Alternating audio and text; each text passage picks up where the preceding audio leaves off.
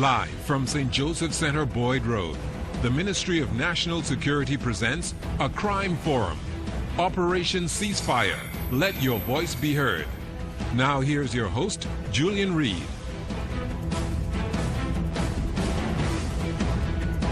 Good evening, ladies and gentlemen, and welcome to Operation Ceasefire, and this is a forum on crime. Now, we all know that crime is a challenge here, and indeed, several of you people here at St. Joseph Parish have been affected by crime, and throughout the country. And since we've all been affected by it, we should all have an input in dealing with ways to actually try and reduce it. And that's what this forum is for tonight.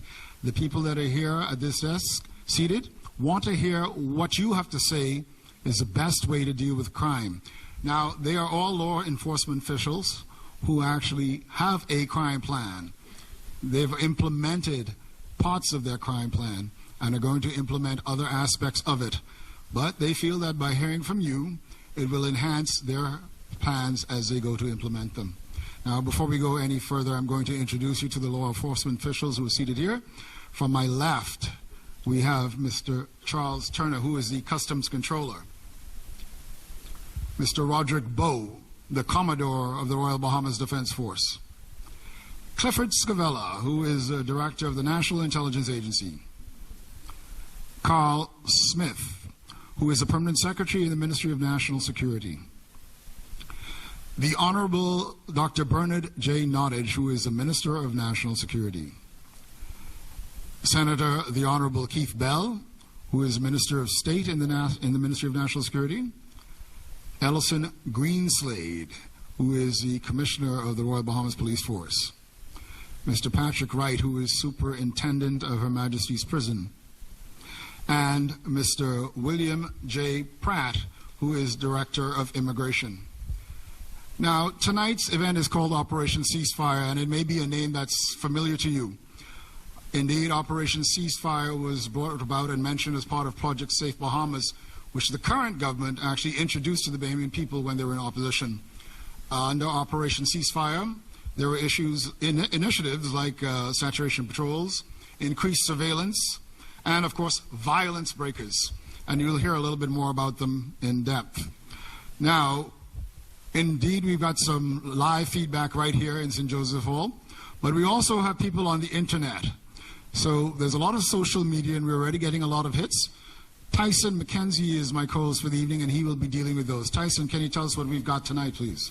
You know, Julian, like you mentioned, we value the opinions of those here at the center, but we also value those who are not in the Bahamas, who are living in other jurisdictions.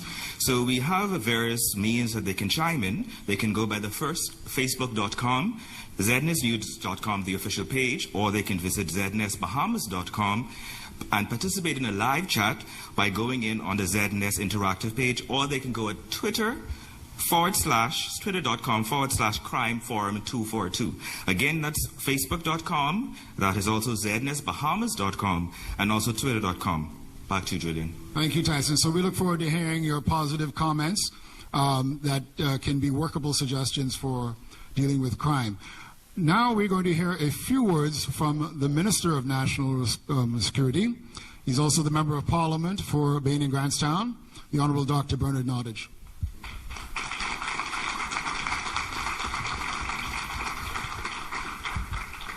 Good evening, distinguished guests, ladies and gentlemen. I wish to sincerely thank all of you for taking time out to come here at this community center, or for tuning in on your television or radio as members of the public to share thoughts on how to reduce crime in our country. Your attention to this issue is a concrete demonstration that you feel that this initiative is important. Since my appointment as Minister of National Security in May of last year, many persons have taken it upon themselves to serve as my informal advisors on crime, as I have received numerous emails, telephone calls, letters, and other documents filled with suggestions on how to lead the fight against crime. Additionally, I have held meetings with many persons, many of whom I see here this evening, who have presented their thoughts and ideas and plans on how we could break the back of crime. Some of the suggestions have been very helpful and have been given full consideration for inclusion in the initiatives which we have already undertaken or hope to undertake in the near future. We have made some inroads in reducing the incidence of crime, but much, much more needs to be done. We need to give more focus on preventing crime as opposed to detection. Tonight, we commence another phase of our mission as I, along with my Minister of State, Mr. Keith Bell, and the heads of law enforcement agencies, as has been indicated to you. But what we have done tonight is we have come here to listen to the suggestions, concerns, and solutions you have to reduce crime. Now, a lot of people say that's foolishness. We're doing that because we don't have any plan. But believe me, I have come to learn that unless we get the cooperation and understanding of the general public, we cannot succeed against crime. The Ministry of National Security and its agencies cannot solve problems without the community's assistance. We want the public to work with us. We need us to work together. It is important that all of us understand that we are in this fight together. We are fighting a common cause, and that is the fight against criminality in all of its forms, particularly violent crimes associated with illegal guns and drugs. Mind you, we are not only here to listen.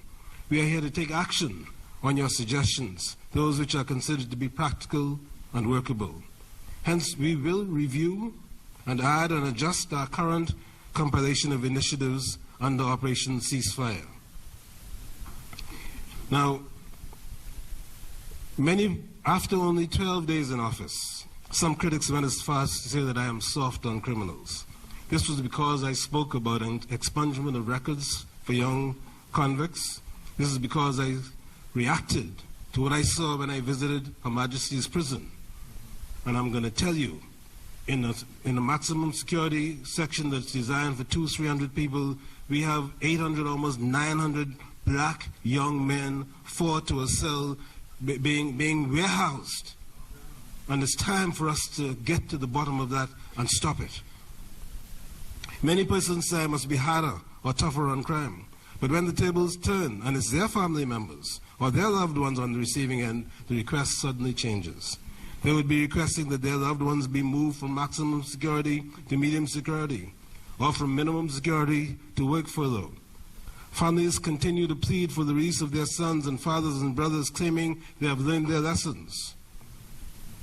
Then there's the other side, the victim, ladies and gentlemen, the person whose life often may never be the same again once they have been affected or once they have been victims of crime.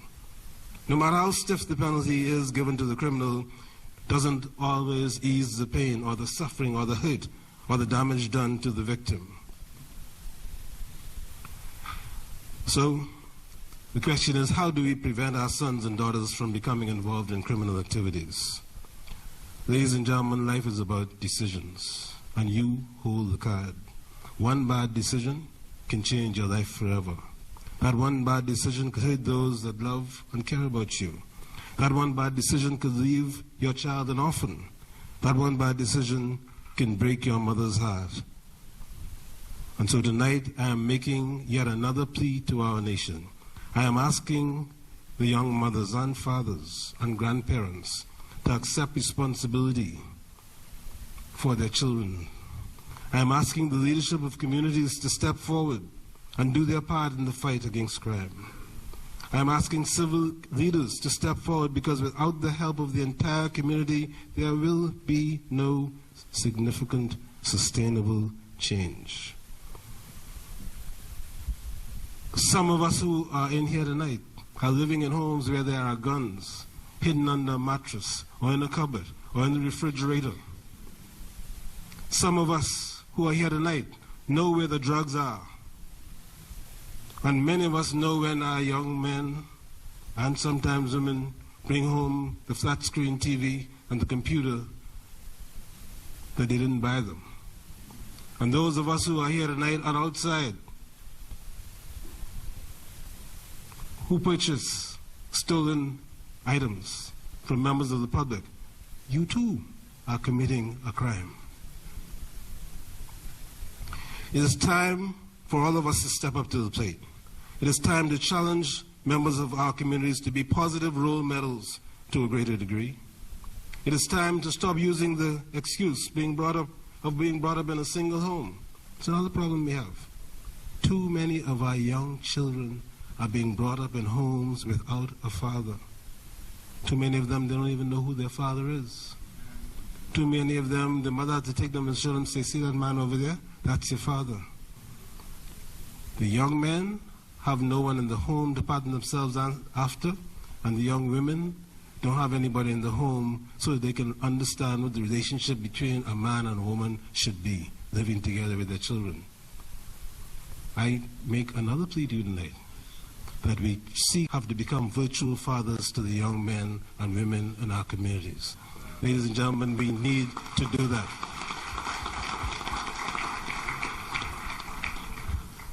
My father died when I was 9 years old, but he has always been in my life. From that day I almost told you my age, but I don't want anybody to buy any numbers around here.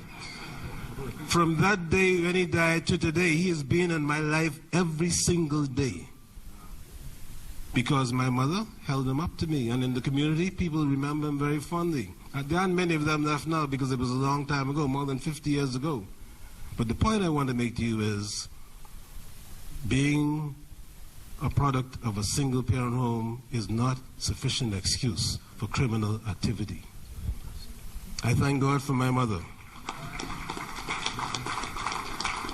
You know, even today, when I'm the age that I am, I would never do something my mother did, I know she wouldn't approve of. And I'm sure there are many other people in here just like that. So I am asking the village, the community, to become involved once again in rearing our children.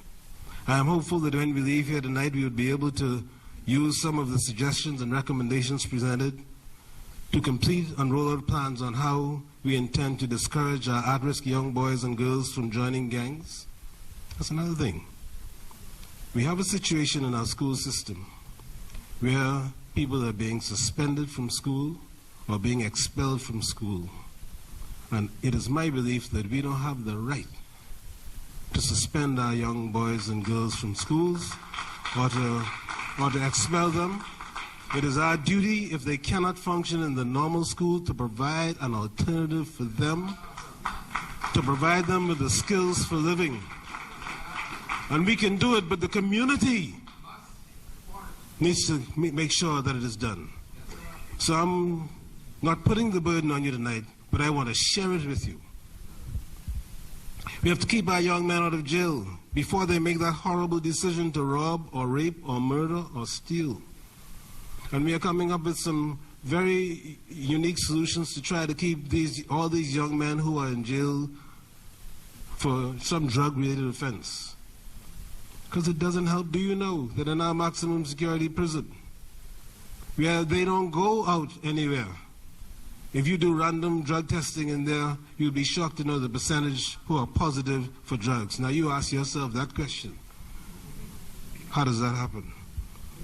Stop our young men from selling and using drugs. We have to stop them and our women from being bullies and a menace to society. And we have to reduce the recidivism rate. But prevention, we want to stop them from getting a police record. There's nothing that hurts a young Bahamian male more than when he realizes he has a conviction and he can't get that visa to go you know where. We all want to go. So we want to make that an incentive for them to stop committing crimes too. Ladies and gentlemen, all these gentlemen up here spend the entirety of their working lives trying to provide for safety and security for our community. They work very hard at doing so. And there are other people in the audience, the policemen, the defense force persons, the members of our new fledgling National Intelligence Agency, customs officers, immigration officers, they too. And Mr. Speaker, I'm sorry, Mr. Speaker.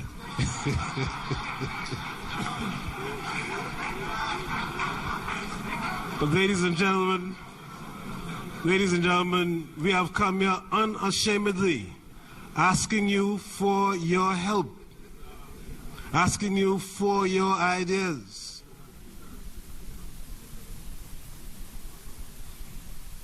They have their plans, and to various extents they're successful, but we need you. That's the message tonight. Number one, we need you, because we cannot do it without you. Because all of us who live in this country, who live in these homes, we know, many of us know where the problem is. They're right in our homes. And if we can tackle it, begin to tackle it there, I believe we'll be very successful. Now, we have a lot of new programs we want to introduce over the course of the next several months, and I'm not going to bore you with them tonight, because I really want to hear from you. And I want you to understand that we didn't come here tonight to make speeches. We came here tonight to listen. They could tell me that don't make sense as much as they like. What I know is that the people who have the solution to crime are the people who are living in these homes. And if we can get them to cooperate with us, if they can report their problems with drugs, their problems with guns, their problems with children who they know are breaking the law early enough, I believe we can have a very positive effect. So we want to listen to you. We want to encourage you to speak. I don't want you to go out here and say, boy, I wish I'd get to the mic. I would have said so and so. Get to the mic and say it. Now, we want to have this little rule where one person doesn't hog up all the time. And so we want you to please cooperate with the Master of Ceremonies and the host, and let us have a very constructive exchange this evening. I will now take my seat and listen to you. I and the heads of law enforcement agencies will only speak when we are required to do so, but we don't want to have a lot to say, not tonight. Do not hold back. After this forum, we will review your suggestions and seek to implement your ideas where they are practical. We shall roll out the plans in the very near future. And this is just the first in a series of such presentations. Thank you very much, and God bless you. Thank you, Minister. Now, we're going to just run through the rules very quickly again. All right? As I said, this is primarily for suggestions tonight. So we want your suggestions. We want you to deliver them in as quickly and as clearly fashion as you can. So try and keep it short. And you, of course, see where the microphones are, and you're lining up already. So continue to do so in an orderly fashion. And no rude remarks. Let's keep it clean. We're going to go to a video presentation very quickly. And then we're going to hear something from our online forum. And then we're going to come back with questions.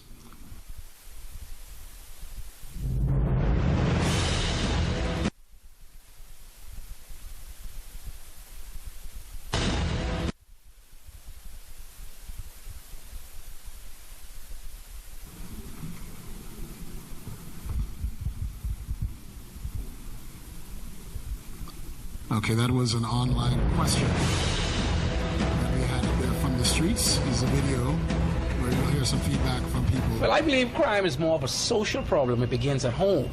Mm-hmm. And I think that's where we're failing, and we continue to fail. But obviously, there's something that we obviously can do, not as we go back to the old school ways, which is carry out the punishment that fits the crime. We've proven in the past that for a particular crime, particularly murder, that hanging has worked. And if we were to do a survey, most Bahamians would support hanging. And they support it passionately, because we do believe that it may not be prevention, but it is the punishment that fits the crime. If you were the Minister of National Security, what would you do to bring crime down? I'd hang everybody on dead row, clear that, and no one else can go there. They can stop doing the foolishness. Make them afraid. Make them afraid. Show them we're serious. Take some drastic steps. And give some big years in jail. You know what I mean? 70 and 80 years. Ain't nobody want that. Basically, what I would probably do is invest more in the youth of our nation, try to establish more programs or support already existing programs. The young people need something to do. So you think that this will help in the elimination of crime? I do. once there are positive activities, once young people feel that they're being engaged and they're being looked after, then I think we'll have some better results.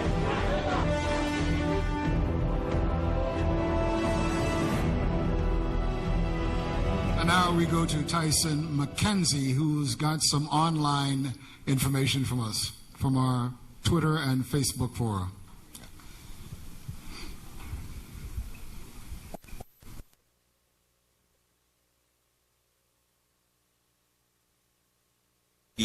And those individuals.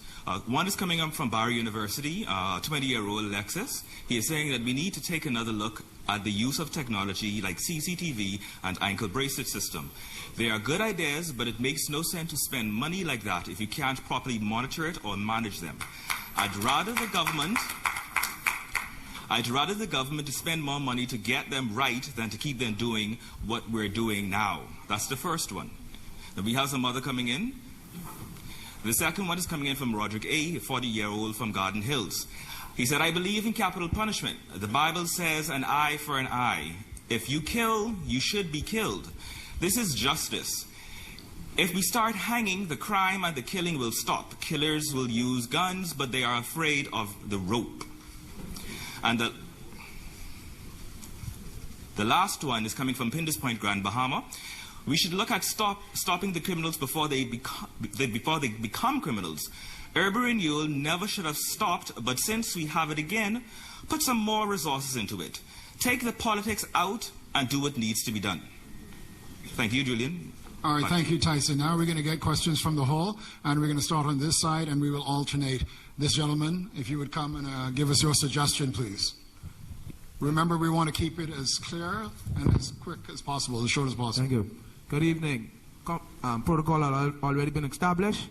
I give my uttermost respect and the Holy Spirit uttermost respect to Mr. Greenslade. That's the #1 man in this country I trust. Second, Mr. Don Clare, and third, Mr. Wright. If I hide and somebody need for my life, I'm going to send for Mr. Greenslade, Mr. Don Clare, or Mr. Wright. Now, I've been on the streets when I was 14 years old.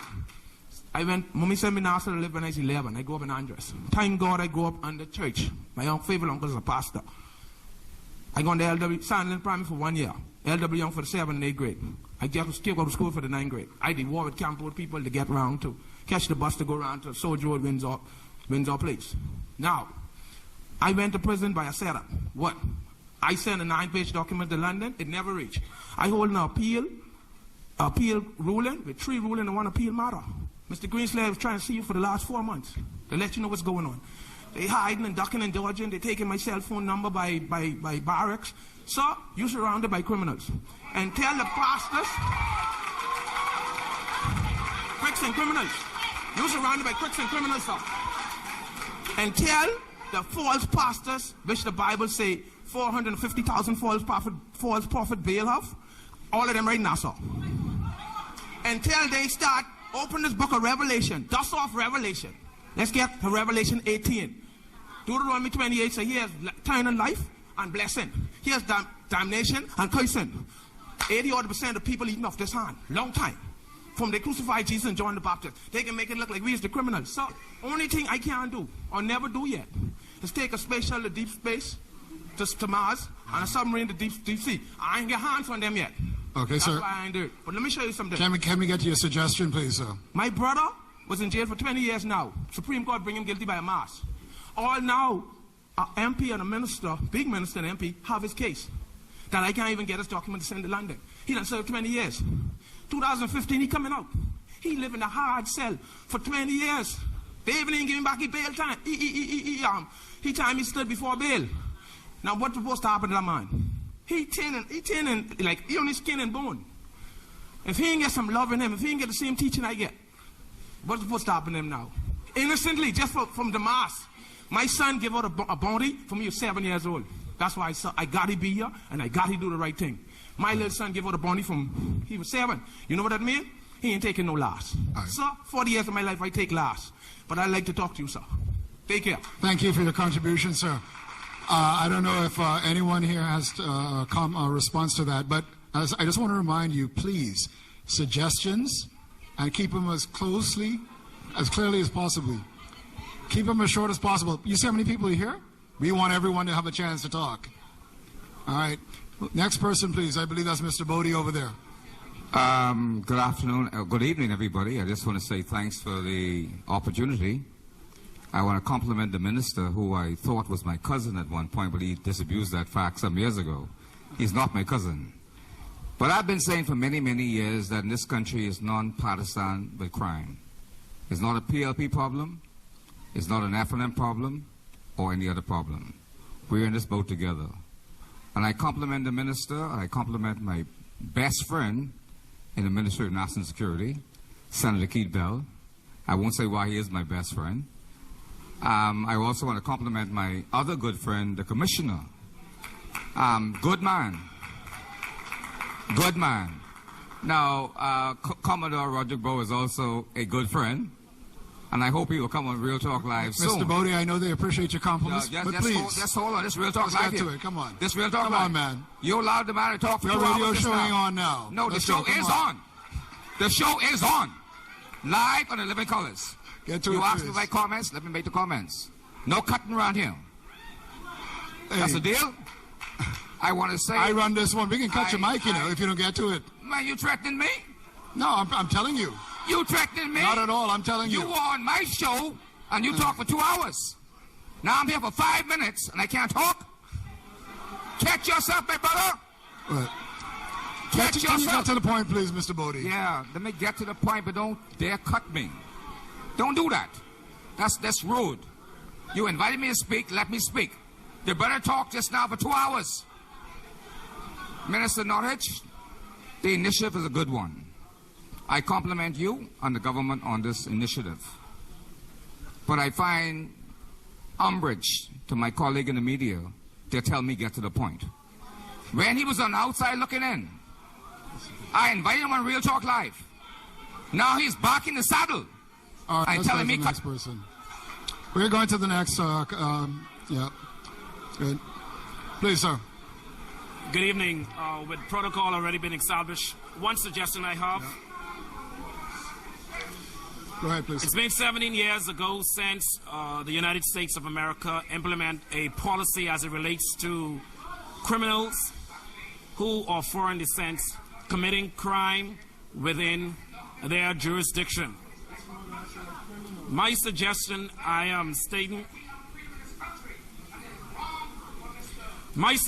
sir, as it relates to the returnees coming back to the Bahamas, I think we need a program that actually reintegrate those from that side. Listen, can we please just have a little bit of order here? Mr. Bodie. Come on, Mr. Bodie. There are several other people here who need to make a point as well. Within 2 minutes, you didn't make a point. Please. That was before I told you the rules once we got on air.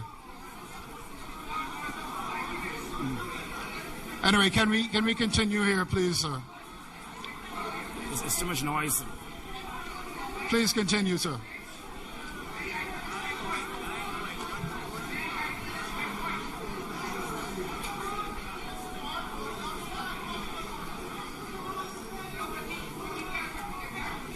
Please continue. Go ahead. Hello. Good night, ladies and gentlemen. While you bicker and argue, okay, my brothers and my sisters are being murdered on the street right now, all right?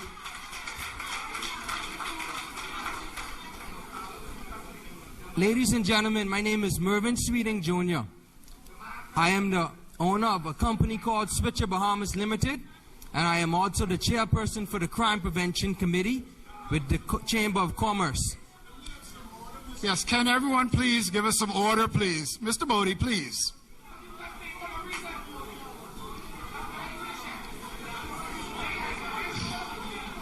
Okay, we need to continue, Mr. Sweeting, huh? Ladies and gentlemen, please. Mr. Bodie, please. Mr. Sweeting.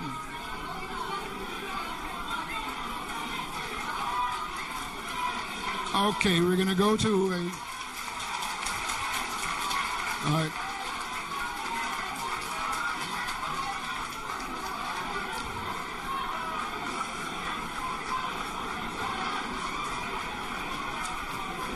Yes, let's go to this video presentation.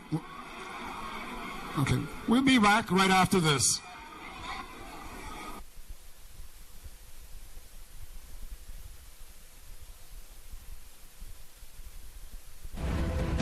You're watching Operation Ceasefire, Let Your Voice Be Heard, a crime forum hosted by the Ministry of National Security.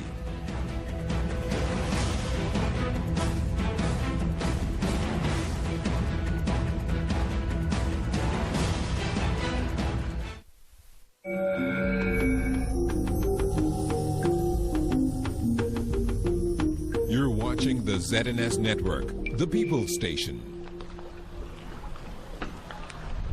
As a parent, I am mindful of the fact that times have changed, and my children face more challenges than I did at their age.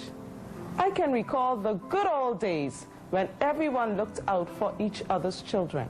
Parents, we need to return to this principle if we are to protect our children from the dangers of society. Some ways to do this are knowing our children's friends and adult associates, discussing with them their daily routine, knowing their whereabouts at all times, keeping abreast of their internet habits as well as their cell phone usage, maintaining a relationship of trust so they will feel comfortable telling anything, watching their emotional responses to situations so that you can determine when something is wrong, building relationships with other parents who can share about your children with you. If you suspect that a student is being abused, contact the SCAN unit at the Ministry of Health at 242-322-5823, 242-323-8438, 911, or the School Safety Committee at your child's school. Refuse to be a victim. Sound the alarm. Predators flourish in a climate of silence. Let us thwart their efforts to harm our children. This public service announcement was brought to you by the Ministry of Education in association with the Broadcasting Corporation of the The creative team of professionals at the Movi Group have been the leaders in providing the latest, most creative and effective productions in all aspects of audiovisual, television, graphic design, media, advertising, consulting, and event production services for over 15 years, all under one roof. Whether you need a TV, radio, or newspaper ad, concert, corporate event, or press conference videotaped and produced, or a full-service ad agency, at the Movi Group, we believe that selling more of your product and services is what it's really all about. Okay, welcome back, and we're live again. And to our next person online here, you have a suggestion that you'd started before you were kind of rudely interrupted. Please continue. Yes, good evening once again. My name is Troy Clark, and I'm from the National Lead Institute. My suggestion is that since 17 years ago, since a policy has been implemented within the United States that was not constitutionally challenged, we here in the Caribbean have suffered tremendously from criminal returnees to our various communities. My suggestion to the panel is, and to the government, is that we need a collaborative approach to reaching our Bahamian returnees who are coming in from the United States who wants to be reintegrated back into our communities successfully. We need a collaborative approach from that end to this end, because what is happening in our communities is a lot of new wave, a new style of criminal activities are happening. They are using our communities as a playground from the structured criminal lifestyle they would have come from. So I'm suggesting that we need to take a serious look, not only at criminal detection, but as what we call rehabilitation, reintegration of these former offenders coming back to our communities. Thank you. And I'm not sure if ministry officials want to mention that right now. Would you like to address that? We're okay, good. Okay, can we have, now you had already said something before. Don't want to be unfair to other people. Can we please have the person behind you? Just a small talk. Very quickly, really, 30 seconds. All right. All right, go ahead, sir. Honorable Minister, you was there, and you said about the young men in Baintown who really need job.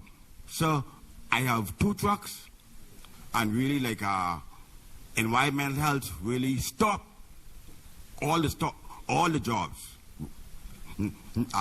Now, sir, Baintown is really dirty.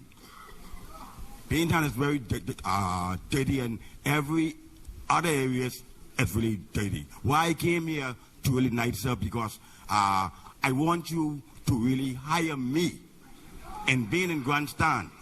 Put me on a $2,500 contract every month. Okay, sir. So I can carry eight to 9 men, young men to work. Hold on, sir, please. 8 to 9 young men to work, sir. They are hurting. Every day, sir, I got to take care of 8, 9, 10, 15 men, sir. All I want you to really do, sir, hire me so I could go from Farm Road at a Nassau Street in every corner, sir, with my cutlass, pickaxe, whoppers, and things. Every part. Thank you very much, sir.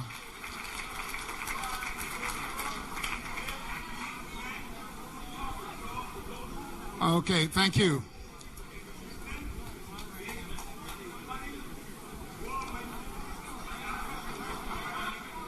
Okay, we're going to go to the next speaker right here now, sir. Can you come this way, please, and tell us what your suggestion is? Thank you for your contribution, sir. Good night. Protocol have already been called. My name is Moses Mackey. I would like to suggest some suggestion.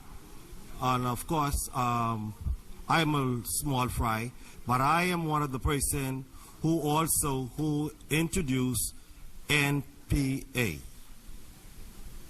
National Pride of Academy, to Ms. Hannah, but of course I was not given the recognition.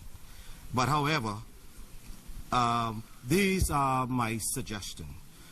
First of all, I would like to make my protocol to Mr. Norridge and the Commodore of the Defense Force. Mr. Honorable members, tell me something. You have a house. If you have a house, as the Commissioner of Police, I can't remember his name clearly now, Commissioner of Police, Mr. Greenslade, sorry sir, Mr. Greenslade, have one of his officers that came on national television. If you have a house and you know criminals are surrounded by your house, you must go outside of your house and take a look where criminals is actually going to take an approach from. Am I right or wrong, Mr. Greenslade? Okay. Now, and Mr. Commodore of Police. Now, this question is to both of you. We have a situation, South Beach. Most of our immigrants come in through our own back door in our country. Why isn't it that our own back door in our country is not secure?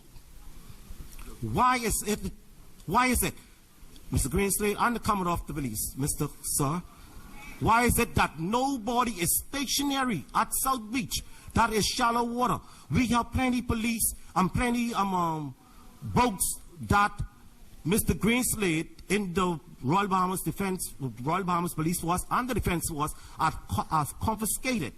Why can we utilize those boats and even place them out there with some officers to actually bring security from South Beach, from the Defense Force to Montague? So that's a suggestion with a question. Yes, we've got that. Okay. Does someone want to answer that at this point, please? Yeah, I have 3, sir. Fighter Michael, thank you. Listen, look, he's got a point. People speak differently. Let me answer him. Commodore Bourne and I have a very good relationship, and he has just approached me, and you'll be pleased to know that I've given him some boats to start to look at that for you. Okay, sir. One more question. One more suggestion? Yes, okay, sir. So go ahead. Yes, sir. That's a fact. Now let's move on. Why is it that top criminal activities police respond to gunshot murders right away, but not a person who was assaulted? That's another question. Not right away.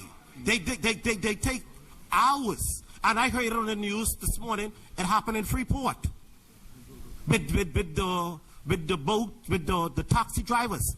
They called, the situation happened about 2 o'clock in the morning, and the police never arrived until like 8, 10 o'clock the same morning, and it happened about 8 o'clock, 2 o'clock in the night. So why is it that our police force that we are paying our tax dollars for, and we're not getting quick response, only for murders and gunshots? Thank you, sir. I get 2 more questions on the next time. Thank you, sir. Sorry, there are several people here that have to answer their questions too. Thank you. Mr. Gadet. Hello, my name is William Ricardo Gadet, Gadet's Jewelries. I would like to know, I happen to know that over $150 million worth of gold or jewelry has been moved out of the Bahamas in the last 4 to 5 years. Why are we allowing these money traders, laundering people, to continue to allow people to just keep on just grabbing? I'm sure that you know that most people inside here is probably being robbed of jewelry, this, that, the other. How long is it going to take? What is going to happen? When is it going to happen that we're going to be able to put these laws in? So in other words, let people be safe. Because as soon as you see these young kids, they see people with gold, coming on the bicycles up backwards and forward. A lot of people just getting taken out left, right, and center. All right? I think we need to deal with that. That is a major, serious crime. And I'm telling you, it's over $150, $200 million. I have spoke to both ministers on this situation, and I have been under, the fact of being around people robbing and doing different things, and I know exactly how it feels. Thank you very much. Thank you, Mr. Gadet. Any feedback from our guest here? No? Okay. We can hear from Bishop Hall, please. Thank you. I want to commend the organizers for this approach to get feedback from the community. You can time me, and I encourage you to enforce the laws. The disconnect, in terms of suggestions, the disconnect between police arrest and court convictions and punishment. And I understand that it is Parliament who sets what the punishment should be. We need to revisit the Bail Act. We need to send a stronger message to the would-be criminals than you're presently sending. With the removal of the capital punishment, we need to find another way to say to persons, if you commit the crime, you will go to jail for 70, 80 years. Also, I think all political parties should show the maturity that they could come together and come up with a national plan on crime so that it does not change with different parties and different ministers. I suggest also that the organizers of this forum, unlike other persons in other forums, should give to this body tonight, before we close, a 30 to 60 day period when you will tell us what you will do with the suggestions we make tonight. And lastly, we cannot hope for those who benefit from crime, like lawyers, to lead the charge in changing and ameliorating the criminal culture we now have. Thank you very much, Bishop. I don't know if there's any feedback before we go to the next person in line. Good evening, sir. Good afternoon. Good afternoon. My name is Red Possess. I am representing the disabled. I will call my aunt, cousin first. I ran to the police station to make to check on something I overlooked. They told me that I went up to the person I need to talk to is upstairs. I asked them if they can help me. They asked me my complaint. I told them, they laughed at me.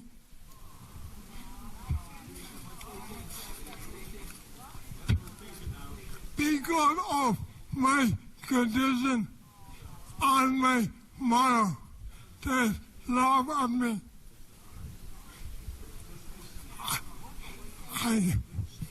I am, we as disabled people like to be independent.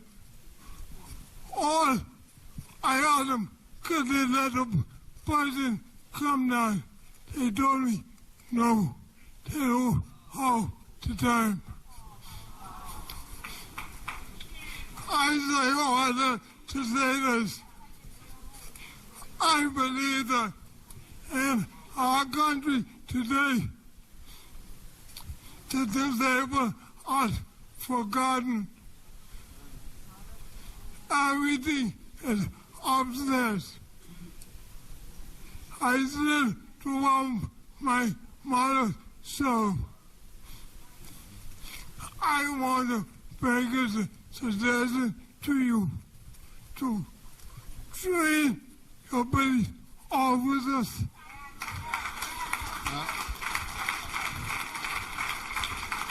Really come to the disabled, because some of our disabled, they are deaf. They can't speak. This is a serious matter. We are a part of this society.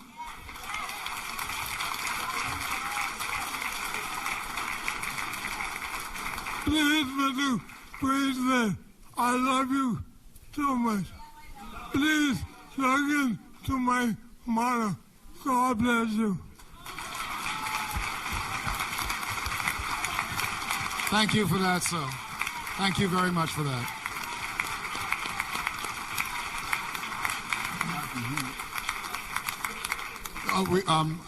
Okay, Commissioner Greenslade wants to respond, please. I have to respond because that breaks my heart. And I looked at my minister's face as he was speaking, and I could see the humanity in all of the faces in the audience and here. That young man is a decent young man. He's an independent young man. He doesn't beg for anything. He works for his stuff. And anyone who was alert tonight will notice that when I came in here, I stopped and gave him a handshake and connected. And I am going to ensure that the next group of recruits that go on that college, they're going to hear us speak about that. And Dr. Allen, I'm adding that to the curriculum. And if I have to spend the whole day teaching them how to be decent, we're going to do it. So I heard him. I heard him.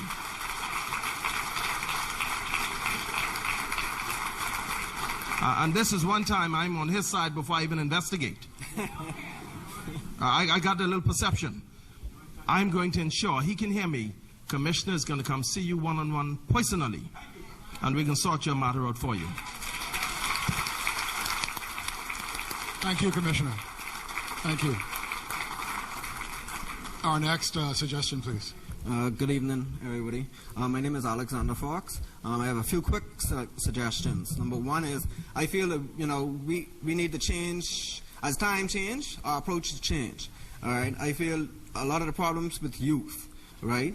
We need a Parental Responsibility Act. These young children found on the roads late at night in nightclubs. The parents should have to face some responsibility, whether it's a fine, community service, or like wearing a sign somewhere. They should have some kind of responsibility, because embarrassment is, it can cost them cut their children up, and change it. All right, the next thing that I like to suggest is canine dogs, all right, that's trained to smell for guns. It's ridiculous that we have roadblocks with just officers standing around the cars. All right, we know our number one problem is gun-related crimes. The dogs that could smell for guns around the cars. Put them at the ports of entry. It will reduce the amount of guns coming into the country. All right. The third thing is the CCTV cameras. It's also ridiculous that every day I read the newspapers, the police have a bulletin. The police have a report, or they have a report of a crime, and then at the end of it, the police looking for information. All right. They have the color of the car and everything when the person left. So if the CCTV was strategically placed throughout the Bahamas, right, or throughout the small little island, all right, when the police get a report, they could follow that car. It reduces the need for an approach. All right, when that car passes one light, it don't reach the next. They could close in. All right, they could catch these criminals. All right, it's not that difficult. All right, and the final thing is mindset. We need to change the mindset of people. All right, we have web shops open. We have illegal immigrants. We have shanty towns. We have illegal businesses, illegal buildings, and the police isn't going inside them. Those things play a role on people's minds. All right, so you are basically breeding what you are facing. Okay, so change the mindset by leading by example. Basically, that's it. Any comments or no? Can we go to the next person on this side, please? Good day. My name is Shelton Burrows. I work at the Ministry of Social Service and Community Development. But working at there, I get to see that one of the major challenges inside the country is people, the salaries is too low. Wages are too low for the masses. And because of that breeds a level of crime.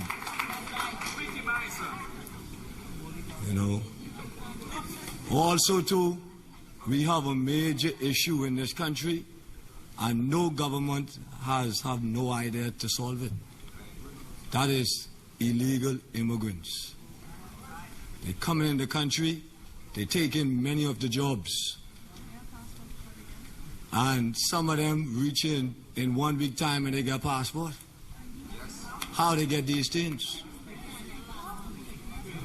Also too, you have persons who will say they done already come to the Bahamas 3 times. And I know persons, if you get catch in the States illegally, you get deported back.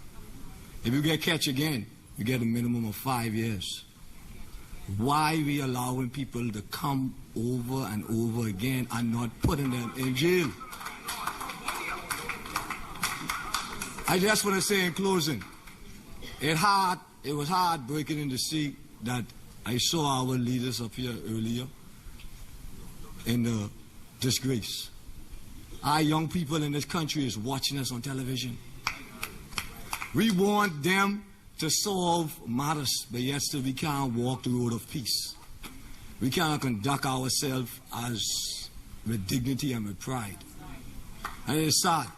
Working in a community, as a community liaison worker, is difficult because the young people are saying, our leaders, and from all sections, the young people are saying, guess what? If they get away with it and they doing it, well, how you expect for me? And that's the challenge. But we can come together as a people. We still got hope because Dr. Martin Luther King says injustice anywhere is a threat to justice everywhere. In closing, I just want to say this. I read this in the newspaper.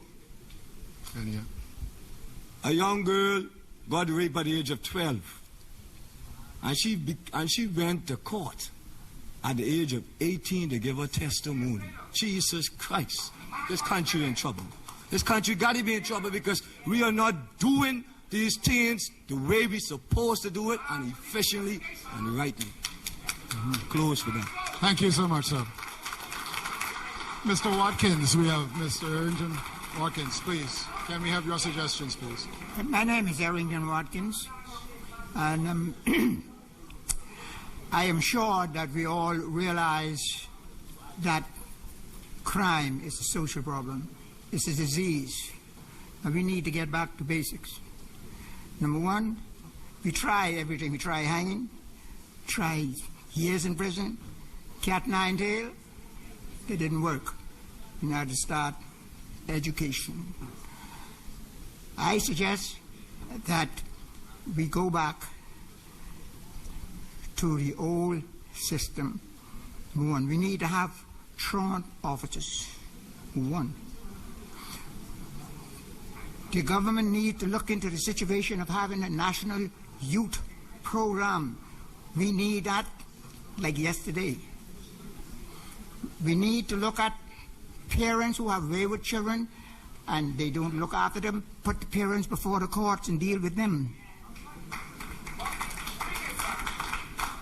We need to reduce recidivism in the prisons by coming up with a good, sound rehabilitation program before those people are released. We need to find employment for these people when they come out. This is the cause of the large amount of recidivism that we have. Everybody look at them as criminals. Nobody wants to accept them. So what else is left for them to do? Go back. Now, if the government could have an employment agency, create an agency to look out for employment for these people when they're released from prison. In fact, they should be able to have the agency to check with the prison 3, 4, 5, 6 months before persons are released.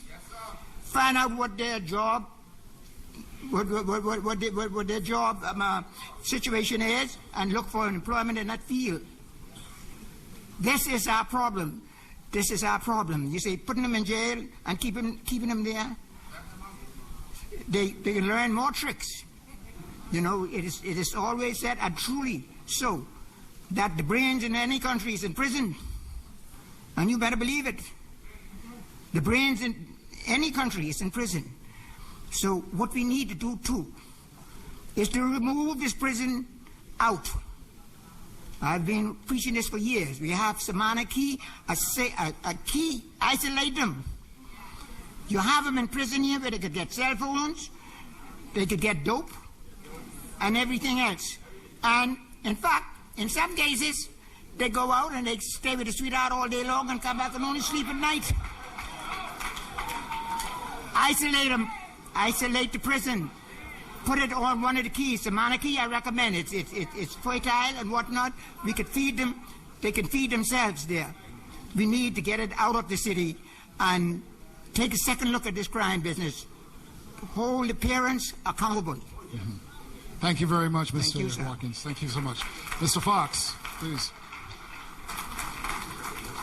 Good night. Good night, gents. I'd first of all like to commend the minister for facilitating this forum. I have 3 quick suggestions. My first suggestion is this. Let me give my name is Eric Fox. I'm the executive director of Teen Challenge Bahamas and the founder of Temperament Development, an outpatient drug and anger management treatment program that runs 2 centers that work with Dr. David Allen and the family. My suggestion is this. I believe, or I know, working in rehabilitation, that criminal activities and these violent behavior are learned. They are learned behaviors, whether it's in the home, whether it's in the community, and the music and television just reinforce what these kids already get in the environment. I believe that if we can come up with a standard curriculum and make drug prevention and also criminal activities and criminal education straight across the board to all schools, I believe that will help, because I am asked a lot of time to come into the schools to do pep talks at one time, and the only thing them children remember when they see me, oh, that's the boy was on though. Pep talk doesn't change. You need consistent programs. Any young man coming to my program must do a year-and-a-half program. They must commit to 26 weeks of anger management. So my suggestion is that we meet with, no one particular agency has the answer. I believe if we can come together, we can come up with a standardized curriculum that will, information change the mind. The Bible says, be not deceived, evil communication corrupt good manners. if they get a standardized curriculum and they get information, then they'll be able to put this information into practice. We have to counteract what these criminals are telling our young people. One other suggestion, and this is my understanding, I don't want to be too, I understand that there's no program in the remand section of the prison. There's no program. And I believe that if a person is incarcerated in an environment, you cannot say, well, he's innocent and proven guilty when he's already locked up. You already have him in an environment. I believe there should be standardized programs for him. And I have another concern, Mr. Superintendent. Congratulations, you used to play ball. I want to suggest, I would like to, this bothers me a lot, that I understand, and if I'm wrong, you can correct me, I understand that there's $150,000 allotted to the prison every year to buy cigarettes. Cigarettes. I would like to know why there's not an addiction program in the prison so they can deal with their addiction rather than resort to this more. I need a couple dollars out of my program now. Why is the program in the middle and they smoking cigarettes? One more suggestion, and this is for Mr. Greenslade, my friend. I have a problem with a lot of young men being locked up for small quantities of marijuana. It's illegal. And I believe they should suffer. I believe that there should be some persons like myself, some other persons where we have some other courts, some other places where we can deal with these matters, where they do alternative sentencing. I don't see why a young man should be locked up for a night, 2 nights, and be arraigned in the front of a judge for one little bit of marijuana. I mean, he's just smoking. He's not really a drug dealer. So I don't think why you should waste the court time. I think we should deal with those. We could deal with those matters ourselves. Right? And another suggestion, these criminals are doing things out of the box. I suggest you all do some stuff out of the box. You all need to deputize some people. You all can start at me. Because I believe I can get some information that the young person would not give to the police officers. Have a nice night. Thank you, Mr. Fox. Any response to that at all? Or no? We're good? Okay. Sir, please, your contribution. Yes, sir. Pleasant good evening to everybody, and especially to our panelists. I am Bishop James Dowling, and my observation is that I have a problem with the way the government go about terms of dealing with investment for this country. My suggestion is that rather than them just having a program that only the government tend to have their thing going with, let it be a two-part thing where government have their whatever they are requiring, and let there be another part for the Bahamian people. The reason why I'm saying that is this. Majority of the investors that walk out of this country walk out with millions or billions of dollars. Why can't we have every investor that come into this country, whenever they reach the 15 or whatever $1 million mark, the next million belongs to the country.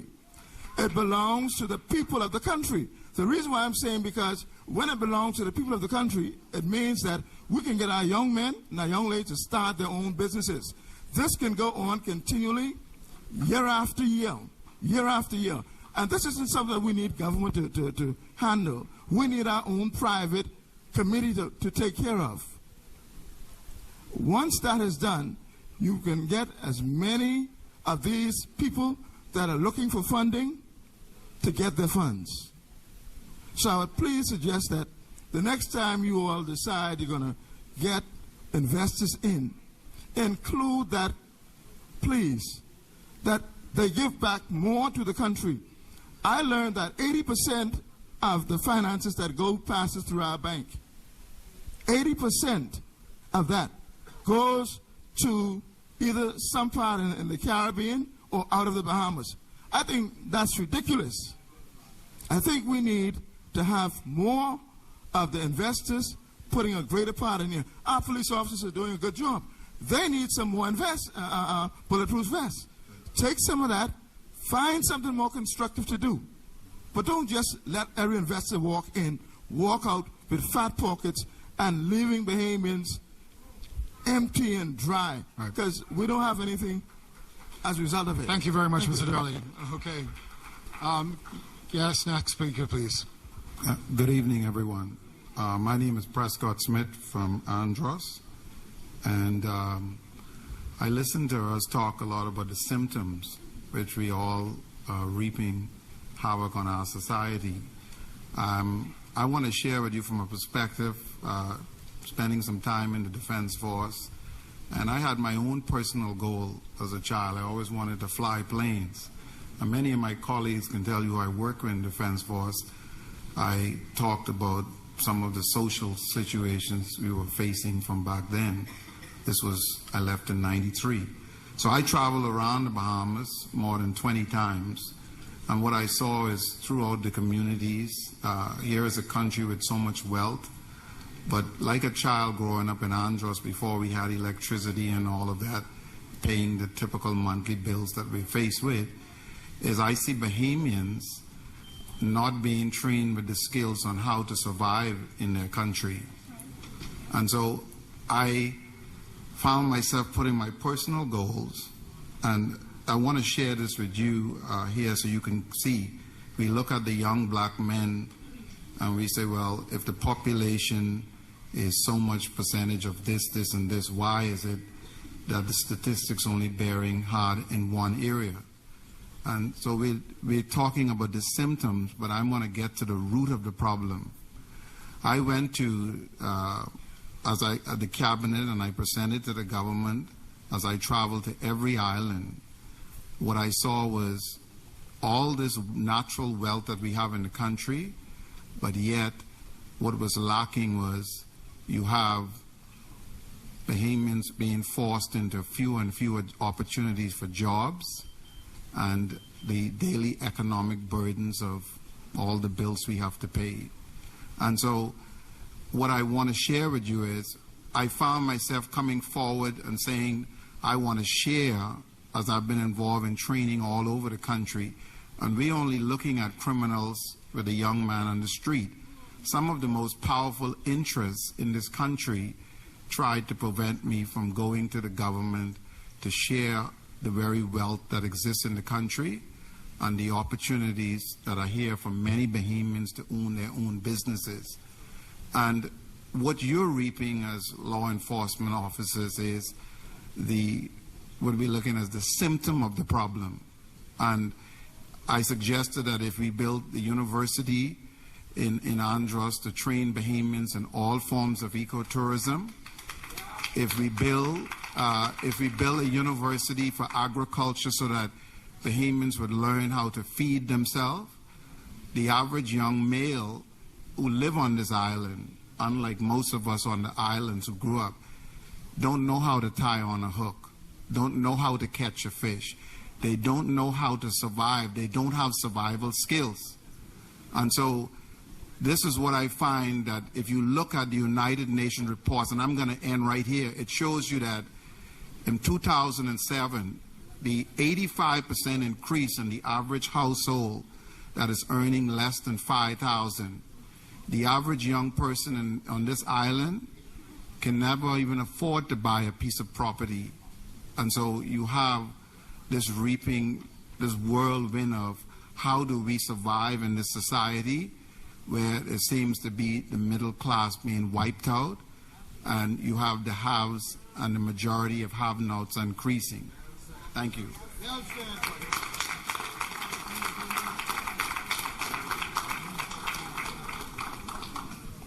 Okay, we're going to go to Mervyn Sweeting, and then we're going to go and get some internet comments. Good night, ladies and gentlemen. Our problem, we're not fighting crime. Crime is a subset of poverty, okay? And the only way we can eliminate that, ladies and gentlemen, is if we start to give the Bahamians land, all right? We must develop Andros, plan it, and distribute land to the Bahamians. Every Bahamian, when they reach the age of 18, should be entitled to half an acre of land, and that should be government guaranteed or valued at a percentage where they can now go to a financial institution, be able to build a simple house on that land, and now that young man now is able to build a house, have a family, rear his kids. The day we say that we're going to distribute the land to Bahamians, ladies and gentlemen, your crime rate will decrease. Okay? Before that man picks up a gun and robs, now he has something to live for. He has property now. He can have a family. He can be a man. We have a lot of land in this country, and we must start to develop it and give the land to Bahamians. The land must be given to Bahamians. Every Bahamian should be entitled to a half-acre land, ladies and gentlemen. All right? The people who are being killed on the streets, young men and young women, they have nothing in this country.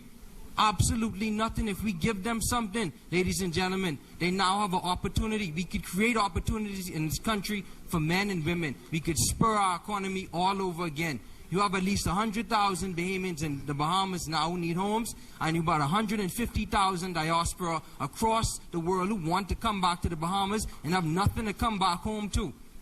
Ladies and gentlemen, please, Mr. Bernard Nordich, I ask you, these my friends who getting killed on the street. All right, they're my friends. These my brothers and sisters who go into prison. They're mine. All right? I feel that every single day and every single night, and it hurts. It really hurts. Please, I ask you, I've given the plan for the Ministry of Andres to the Prime Minister, who's a decent man. Please, I beg you, ask him to look into it so we could start to develop Andres and distribute the land to Bahamians. Thank you. Thank you, Mr. Sweeting. Okay. We're now going to go to Tyson McKenzie, who has some more social media comments for us. Tyson. Well, Julian, we have some coming in from ZNS page, but right now we also have some coming from South Beach, Nassau. Too bad there isn't anyone from education here, as in the panel here. The schools need to help in a fight by doing things differently, like having boys and girls separated and having strong male role models to guide our boys in how to be strong, productive men. That's coming from Caleb. There's another one coming from Nassau Village. 3 words: jobs, jobs, jobs. The previous government didn't get it. They didn't produce the jobs, hence the crime went up. The young people can't make it. They will make it. Real talk. They'll take it. They will take it. They will take it. Real talk, not life. Vanessa is coming from Twynham Heights. This is a good start, but this kind of thing has to be happening in a way where the people on the streets can express themselves too. These people need to feel like they are a part of society and they have something to contribute to other than crime. Back to you, Julian. All right, thank you, Tyson. Now, before we move on, if there's a Mr. Mervyn Darling here, can you please move your car as soon as possible? You're blocking in someone, Mr. Mervyn Darling. Okay, now, back to our questions, suggestions. This gentleman over here, please. My name is Mervyn Bethel. I just have 1 or 2 things to say in regards to crime. The Royal Bahamas Police Force, in a sense, is being outdated because the criminals now are being able to take over the streets at will. All the police does is come after the fact and then clean up the mess. The Royal Police Force now has to think outside the box by not only dealing with detective measures, but going preventive. Prevent the gun from shooting. How you do that? The uniformed police officers are being seen. They're known. You have to put plainclothes persons there all around. You got to take... The only problem we have are gangs. The gangs are creating the killing, the drive-by shootings. Normal citizens, very seldom you have domestic violence. So, go in there, infiltrate the gangs, putting persons in there, and get results. It's simple. The cars that the Royal Bahamas Police Force buy, $80,000 for 1 vehicle. They confiscate vehicles daily. The vehicles that they confiscate that's turned over to the government, take those same simple vehicles, put a couple guys inside of them. If they gotta go locks, let them go locks. If they gotta be on the streets like a bum, let them go on the streets like a bum. If those things happen, then people will think twice because they don't know who is who. But if a uniform officer passes by and I have a gun, I want to rob this woman, I go wait till he pass, then I go rob her. Then when the police come, she don't get robbed. It wastes time. We gotta get serious about the crime issues. We are in the society, gotta learn how to give second chances to persons. Criminals are criminals, but they can change. They can rehabilitate themselves. So, therefore, the guy, they spoke about criminals. Criminals are persons who are doing the crime. So who's to go to? go to the criminals. Get information from the criminals. If the answer was in the panel that is sitting in front of us, then they wouldn't be here tonight, asking us for answers. They need suggestion. Crime is everybody's business. The gentleman there, which is Mr. Scavella, he is starting a new program in government, right?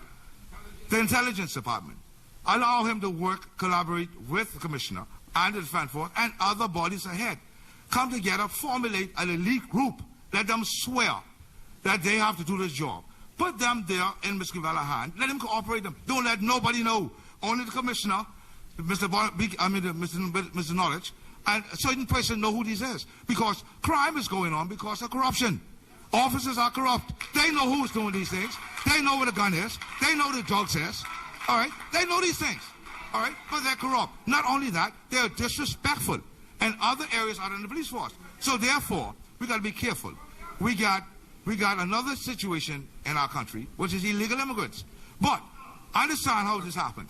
Illegal immigrants come here illegally, but they're infiltrated in every government department. They're in the Royal Bahamas Police Force, they're in the Defense Force, they're in the immigration. So how could you send them to go pick up their brothers and sisters? Okay, sir. I think you're hitting in an area that we've already been in.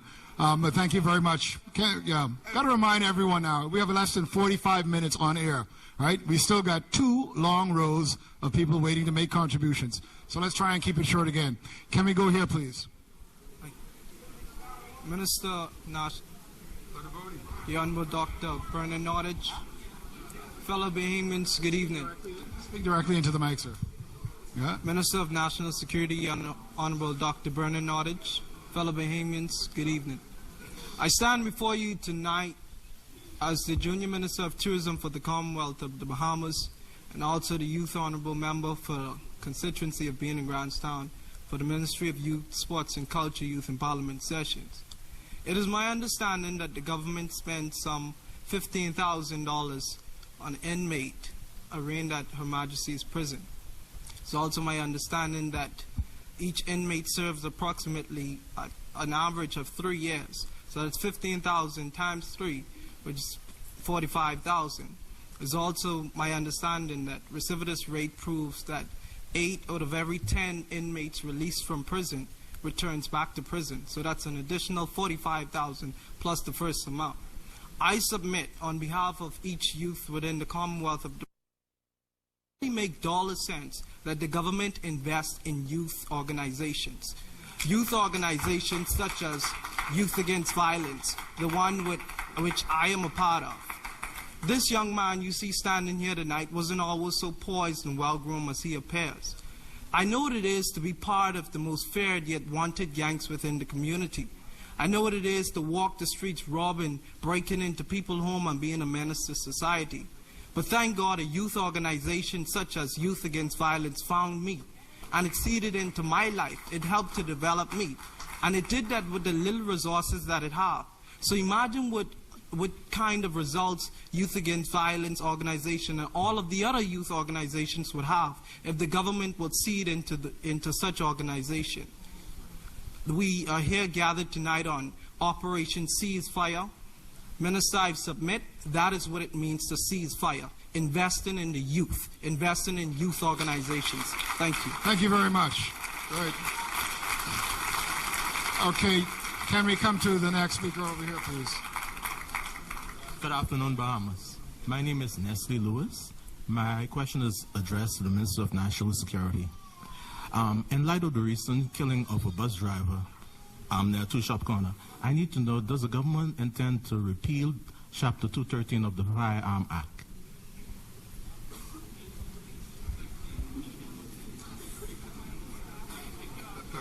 Minister, is going to respond to that? Okay. What do you mean by repealing what?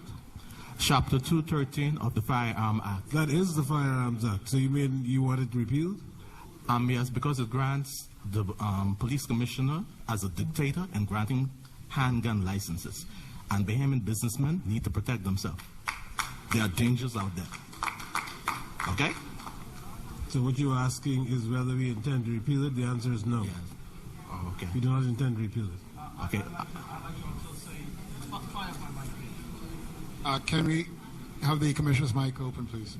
Because I'd like to respond to you. I understand the point that you make. The minister's respectfully answered you. But I want to bring a very sober thought to the discussion. Okay? We in recent times have had 2 shootings of police officers, both very well trained, both with nerves, and both shot and almost killed, armed with a police-issued gun, and not drunk, very alert. There's no magic. Okay? So why don't you have a chat with me away from here, and anybody else that feels so minded, let's have a chat about it. But it's not a panacea to just solve problems. But someone's going to look at you and determine, oh, you might have a gun, so it doesn't work like that. It doesn't work like that. Excuse me. May I pass on some information to you? Yes. Okay, you can do that off camera. Can we go to the next speaker? Ma'am, please. Hi to everybody. My name is Berenice Johnson, Bahamas Against Rape and Human Trafficking. I have a brief letter I will read to you. I am sharing my desire to coexist in an almost perfect, honest, actionized, disciplined, inspirational Bahamas with enlightened community achievers. Sorry, ma'am, I don't mean to interrupt you, but can you please just give us a moment? Yes, I'm going to give you the suggestion, the suggestion after this, because I was one who called for the Select Committee on Crime. This is a letter that you wrote? This is my letter. Disciplined, inspirational Bahamas with enlightened I don't think it's fair community to take this up this time. Just give us your suggestion, please. Justified, peaceful resolve. As an example to our youth and unexposed adults. Okay? My suggestion is for immediate action steps to be made, sharing information of former, current politicians maliciously accused of any acts must be addressed officially by mediators and all parties involved publicly, documenting results for historic references. The historic correcting of gross misinformation pertaining to the infamous 1980s drug era used by unofficial representatives of the monarchy to cover the commercialized I'm sorry, activities. ma'am. I don't think what you're saying here is right now This is about this. This is adding to the crime. This is why Cuba is disrespecting us now, and I had to defend the Honorable Prime Minister, the leaders of this nation. And I think we're going to have to ask for you to present that at a different in a different forum. Okay, well, I would like for the. Can we go to the next person, please? Okay, thank you.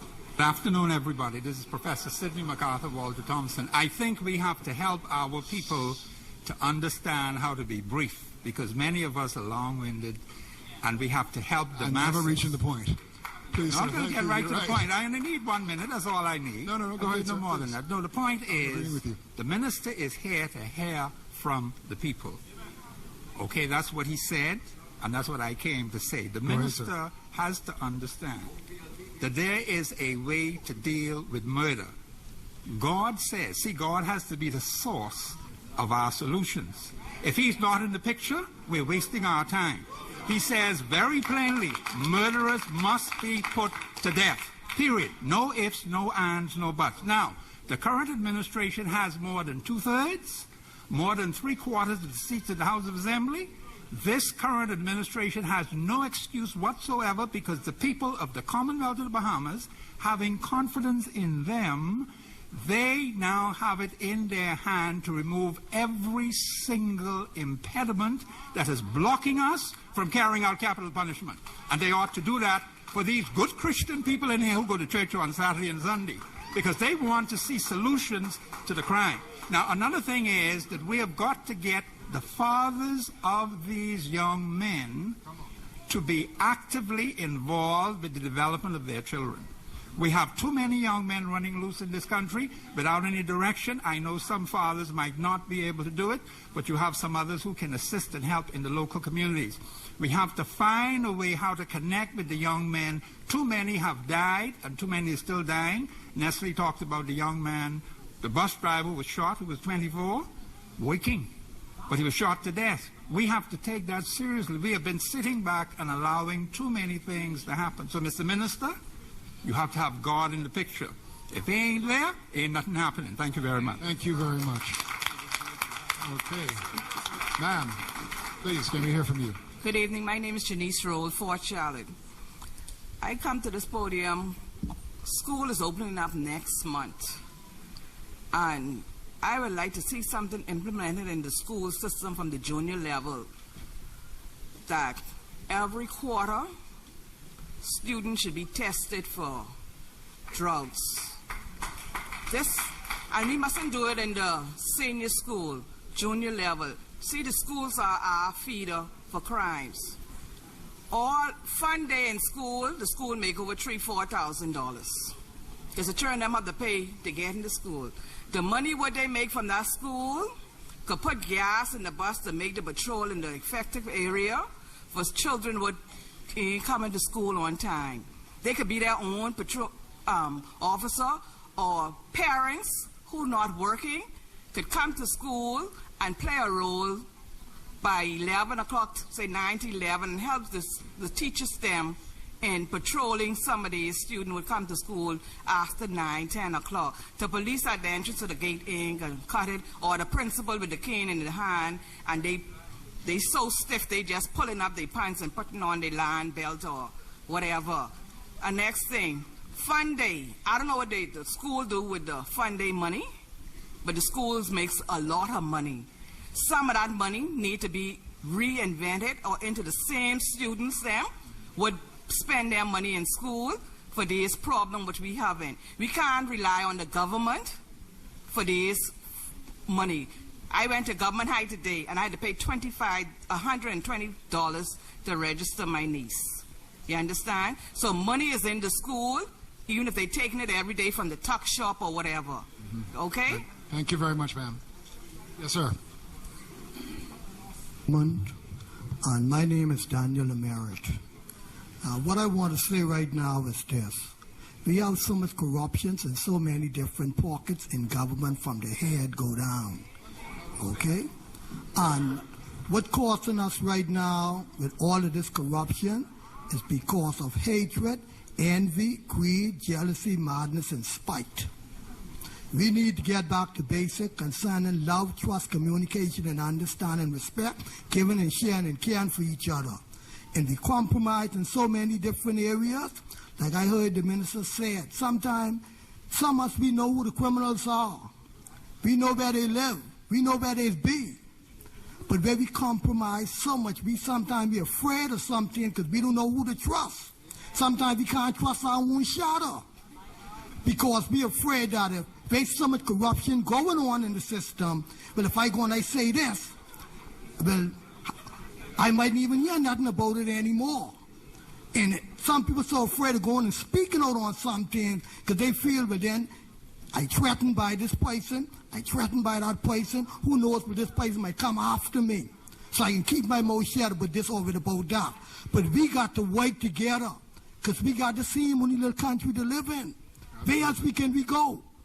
And if we don't take this matter into hand and stand up in unity and fight for what we need in this country and stand up to know that against these criminals, then all I could say, we will see more on what we're seeing right now today. And that's all I got to say. Thank you, sir. Thank you very much.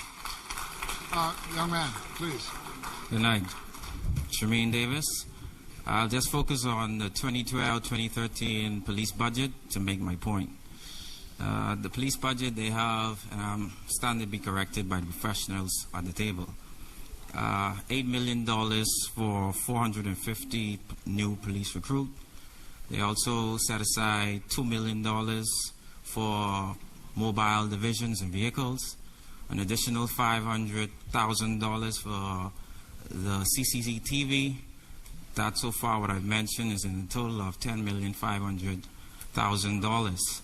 I think with this suggestion, all of us in this room, those who are home watching us, we can all make money together by solving this issue crime. I think what is ignored in solving this issue crime nationally is what we keep on hearing before police can exacerbate on the matter and why they're looking for suspicious suspects. They always call on the public, asking the public to come forward.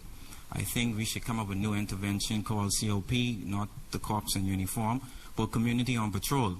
community on patrol will be hidden figures, like some of the suggestions, what I heard while I was waiting online. And in this environment where we are in a recession, just trying to come out, and I think we might dip right back into it due to the global economy and what's going on in the euro and the dollar depreciating. I think what we need to do is use the same obstacles that we avoid, and that is the community. And in a recession, provide jobs, whereas they can be hidden characters on the streets, where they will have unmarked vehicles that will have CC cameras in it, where they will be armed, but they will be equipped to digital record all instruments and activities of law-abiding citizen that is breaking the laws, and it can help the force. We see that they're in the peril moments in our society, and there's no fighting it that the police force, defense force hands are full. And what is needed is the citizens that is here and always come out without any pat on the back. I think what we need to do is start putting capital in our budget moving forward on implementing this idea, and it'll help reform a generation of my kind who see themselves not a part of society. It will help build some state of patriotism in my generation. It will also deal with the psychic part of a generation, whereas now if my job is to help reduce crime and due to footage where I'll have to go out every day, that'll be my bread and butter. People will take crime more serious. They'll now take offenders more seriously, and they won't have it in their homes or in their neighborhood. I think it's a good suggestion. Any more on this matter? I have 800 pages home and how we break down in the budget too. Thank you very much. This gentleman in the pink shirt, please.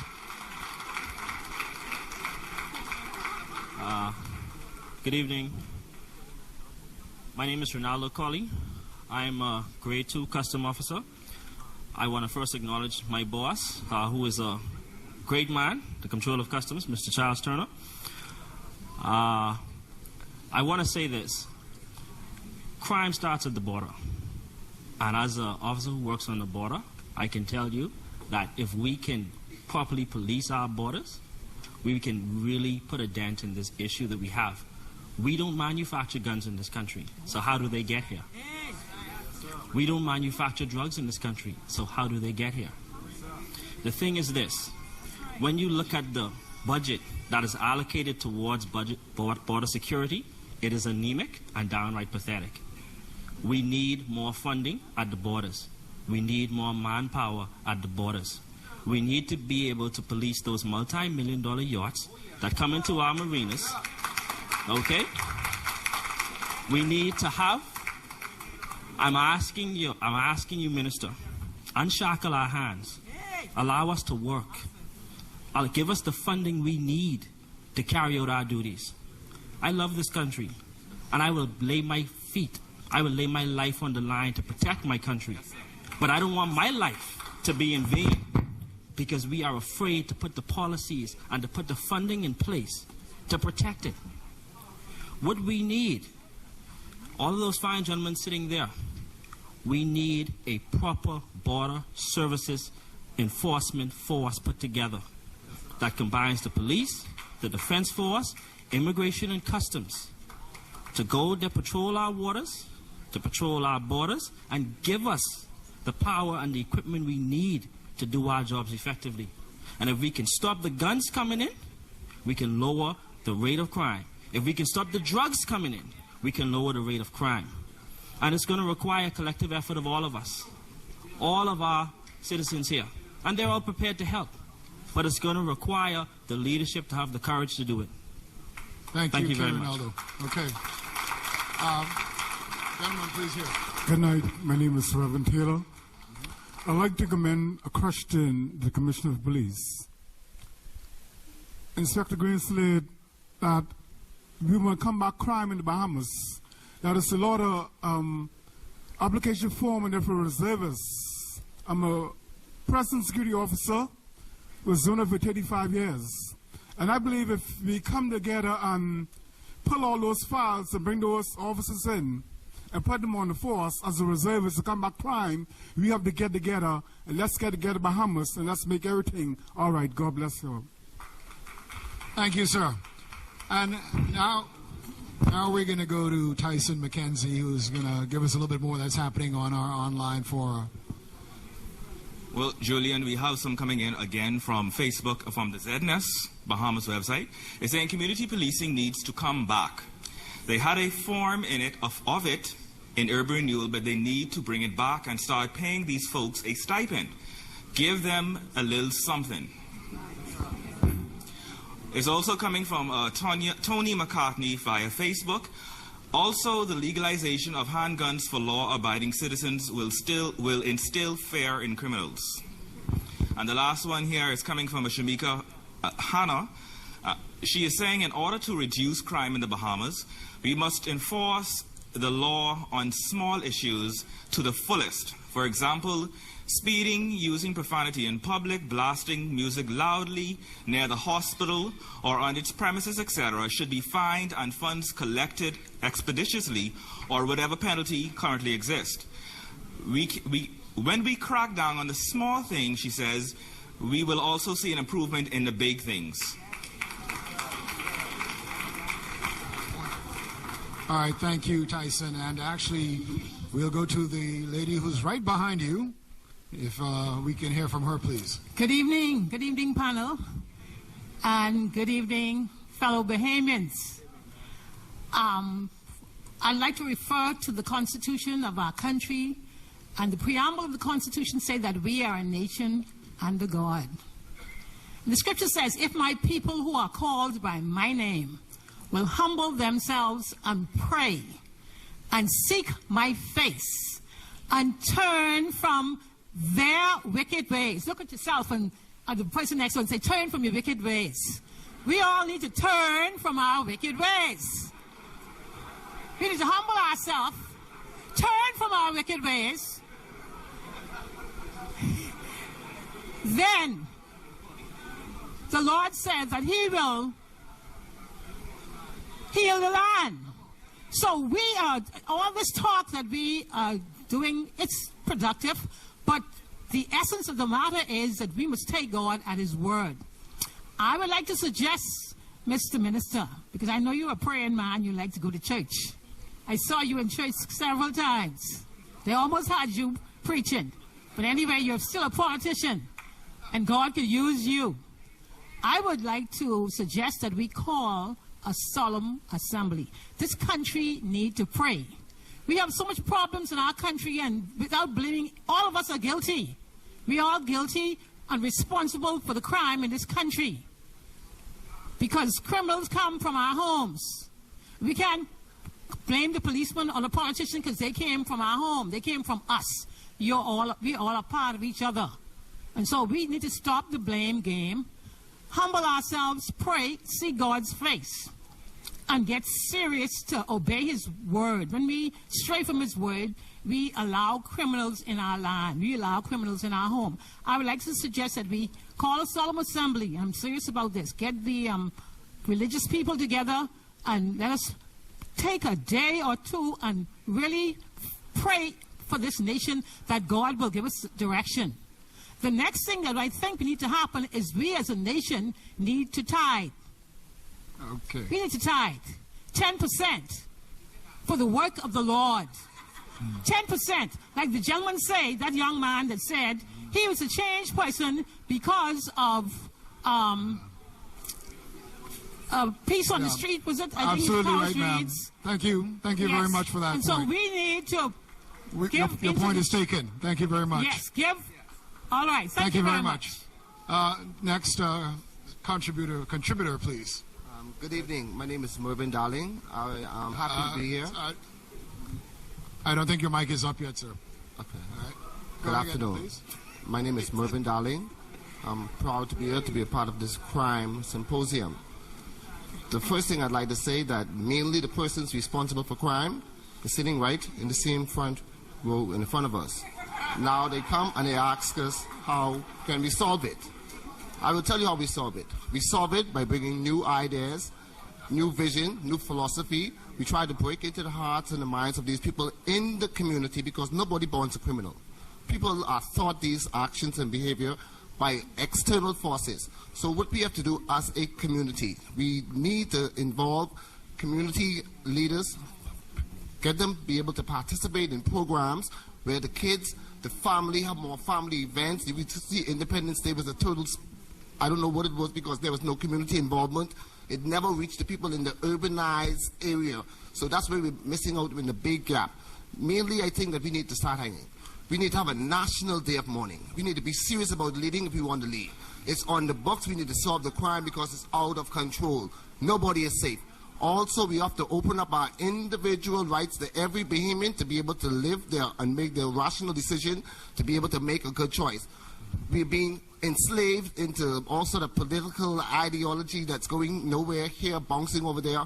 But we need to concentrate mainly on the hearts, the minds, and programs in the communities, and we need to be better example in the way we execute ourselves and the way that we honor ourselves and become living examples. Thank you very much. Mr. Darling. Just in the interest of time, I'd like just to ask everyone, please, if you've already heard a point made, you don't have a different point, it's the same point, please let someone else talk who might have a new point. All right?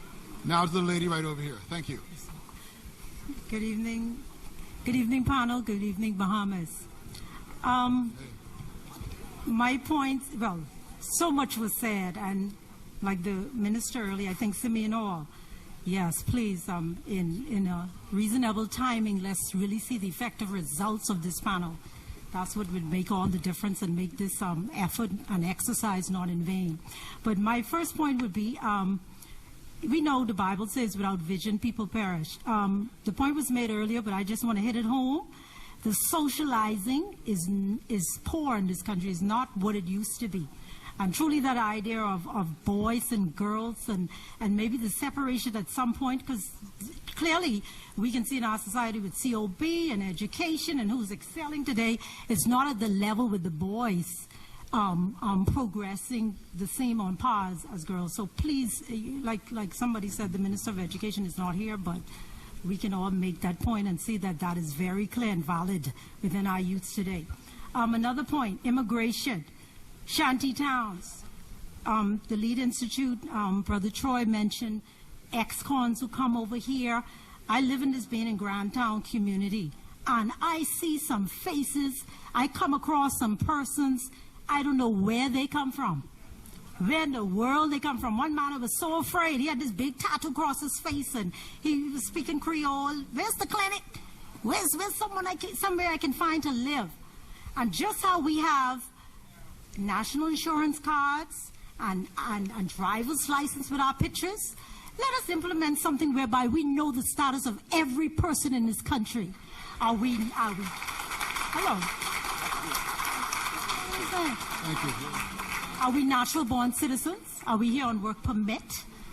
Are we Haitian, Jamaicans, whatever? The Cubans protesting? Who are we? What kind of country are we running today? We must target this immigration situation and address it. Because the crime has increased because we're not the nation we used to be. We're just not. Why? And then another last point, enforcing of laws. I love to bring practical evidence. Here is from January 29th, the big no. That's the Miles and Walter Hanschel and Rex Major. Okay? Enforcing of laws. If the country said no, why the wrangling of what should be done to the gambling shops? In fact, it is said that there is more. There's an increase of gambling shops opened up since this referendum. Has the taxpayers' money been wasted on this exercise? And the Privy Council, Brother Sidney said it earlier, the government was elected to carry out the laws and the wishes of the people. Do we need a referendum on whether we should bring back the cap and bring back capital punishment? Enforce laws as expected of you, leaders in this country. And I really believe that will break or make the next government, Minister Nordich, on what you do. The Bahamian people are watching, and we expect better of you. Thank you. Thank you very much. Can we have a contribution from this lady right here, please. Good night. My name is Patrice, and I am a survivor.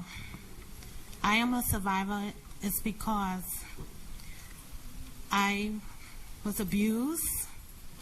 I tried to kill myself because a lot of stuff that I have been going through, and it's because of a judge.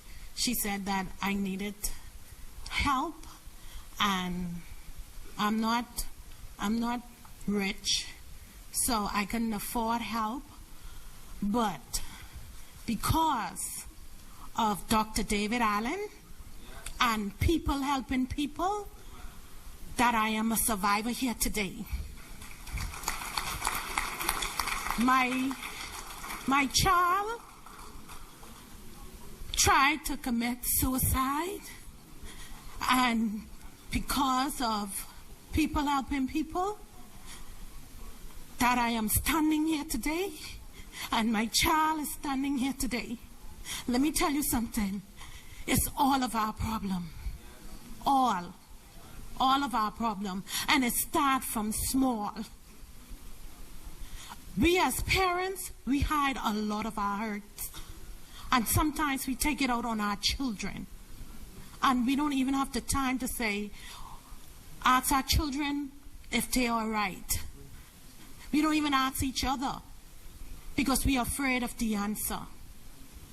But we are a group where we are very confidential, and we have a young people section where they could talk freely and they don't be condemned. We have an adult where we could talk freely, and I'm not gonna lie to you, I just look forward for Wednesday at 4 because of people helping people. I am here. I am a survivor. Thank you, Patrice. Thank you. Can we go to the gentleman over here, please? Good evening, ladies and gentlemen. My name is Clifford Williams. I'm from the Baintown constituency.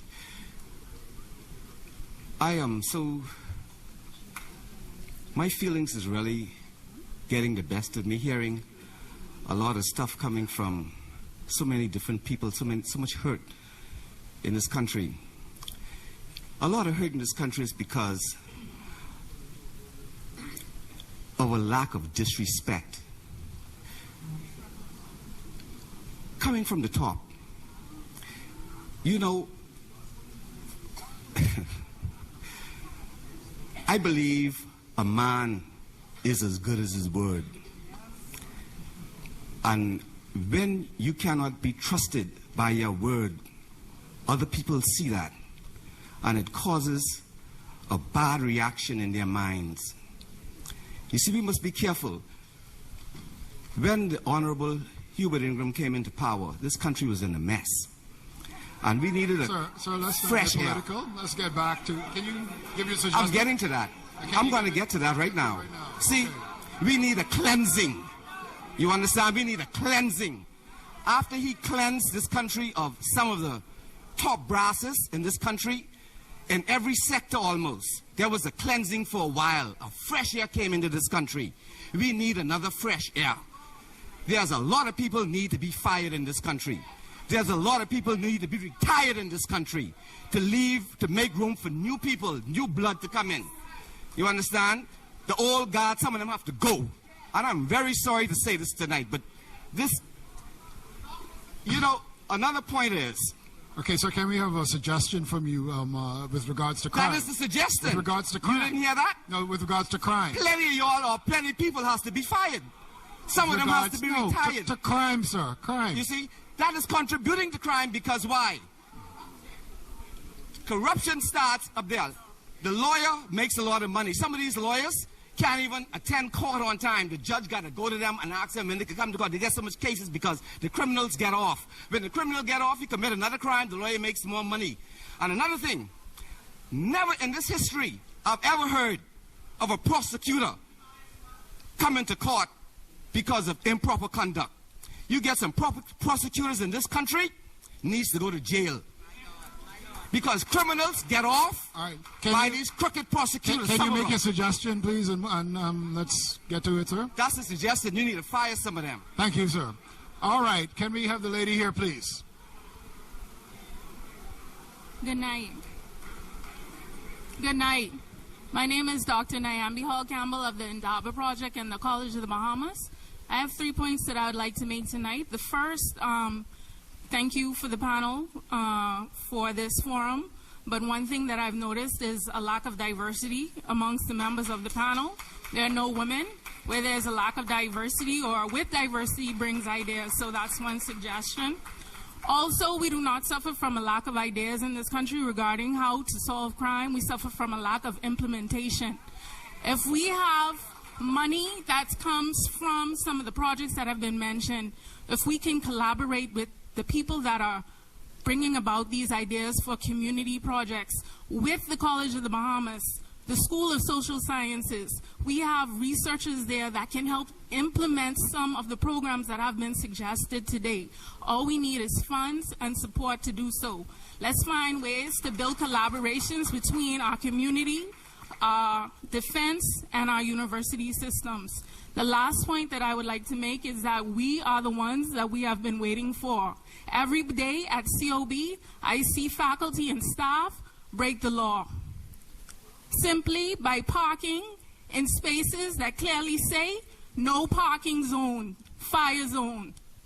We have to stop and look at the lawlessness that's in ourselves.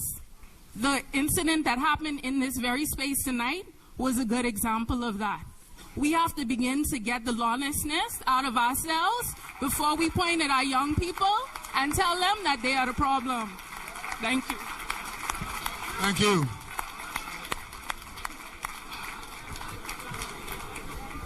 Good night once again. Go ahead, ma'am. Good night once again. In order to stop crime, good night once. Okay. Let's allow the next speaker, please. Okay, good night once again. I have 3 points to say. In order to stop crime, we have to build our trust back with the Bahamas citizen and the Royal Bahamas Police Force. If you're going to go to the police station with information and they don't react on information and someone is murdered, something happened, that person you went and reached out with information for, someone needs to be held accountable for that.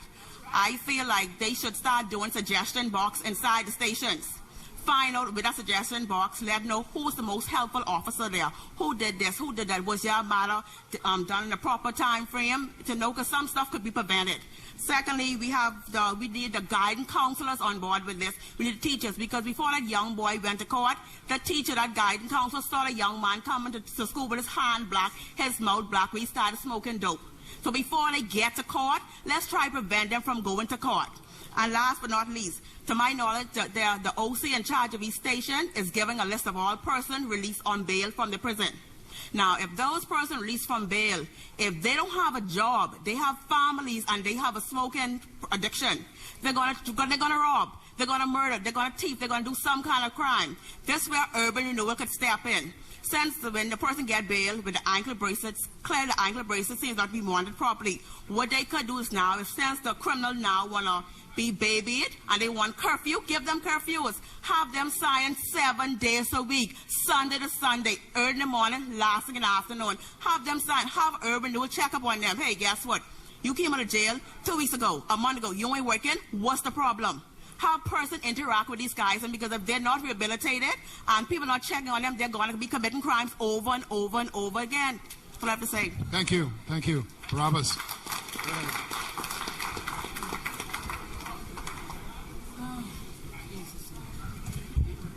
Hello, good night. I was touched tonight with the disabled fellow because I work with every disabled organization in this country.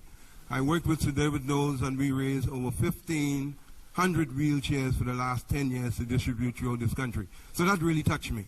But I come here tonight to tell my brother there, the commissioner, I have a good idea because it worked with me before on Christie Park.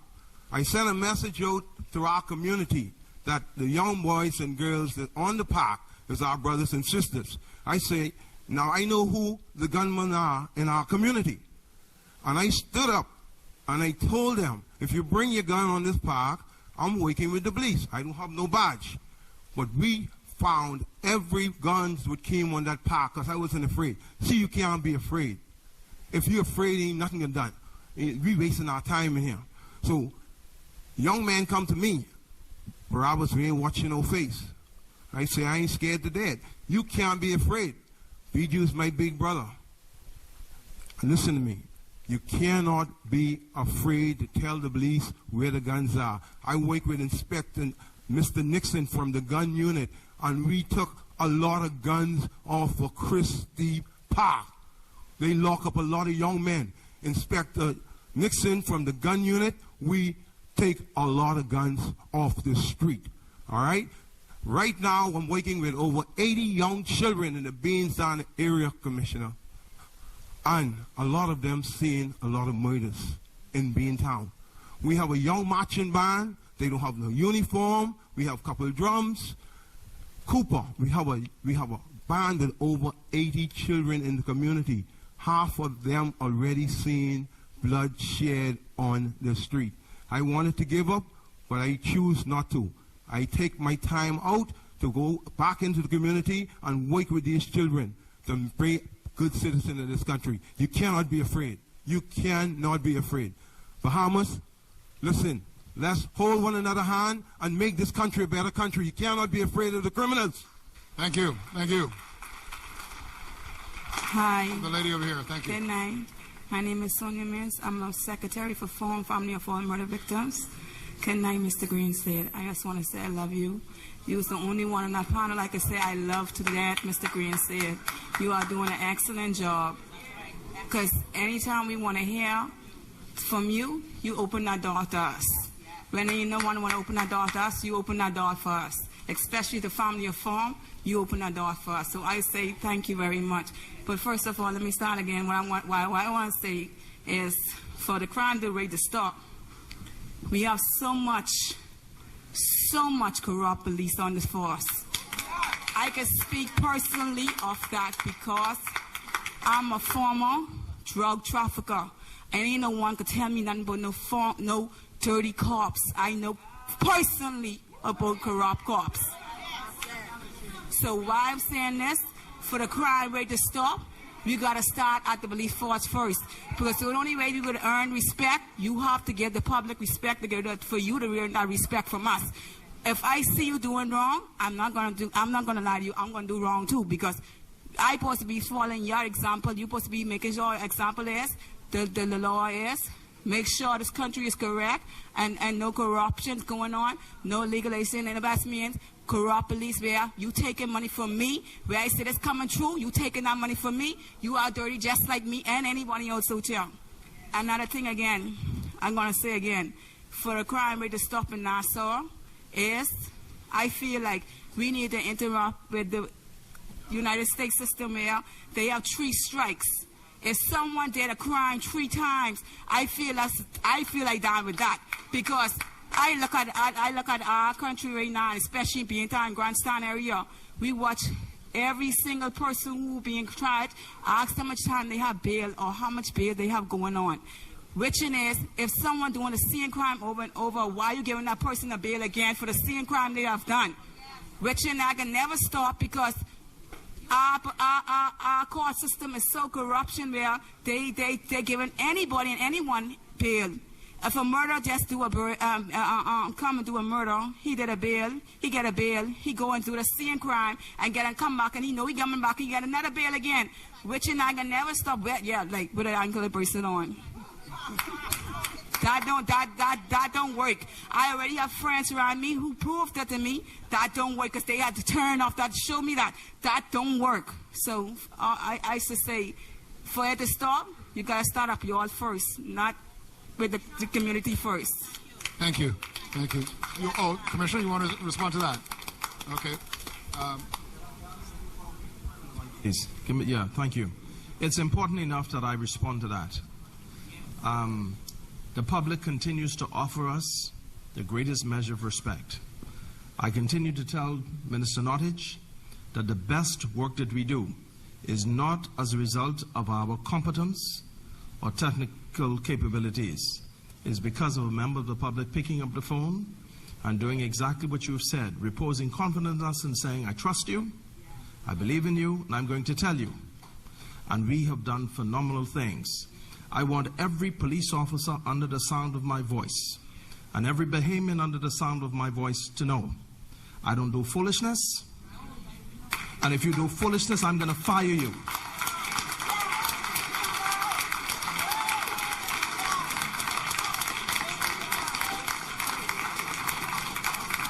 Now, I understand that people get really uncomfortable with that, and we have all of these freedoms.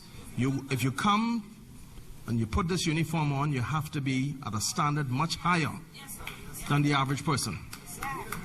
You're being paid. I expect you to always do a good job. And I am not going to sugarcoat for my own children.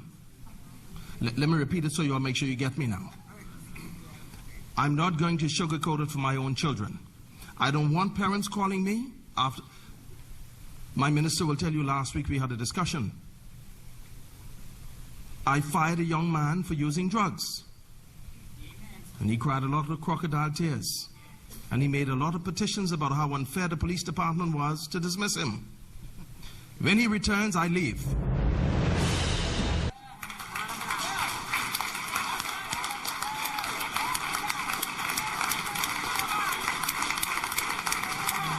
I'm going to say it again because it's a serious thing.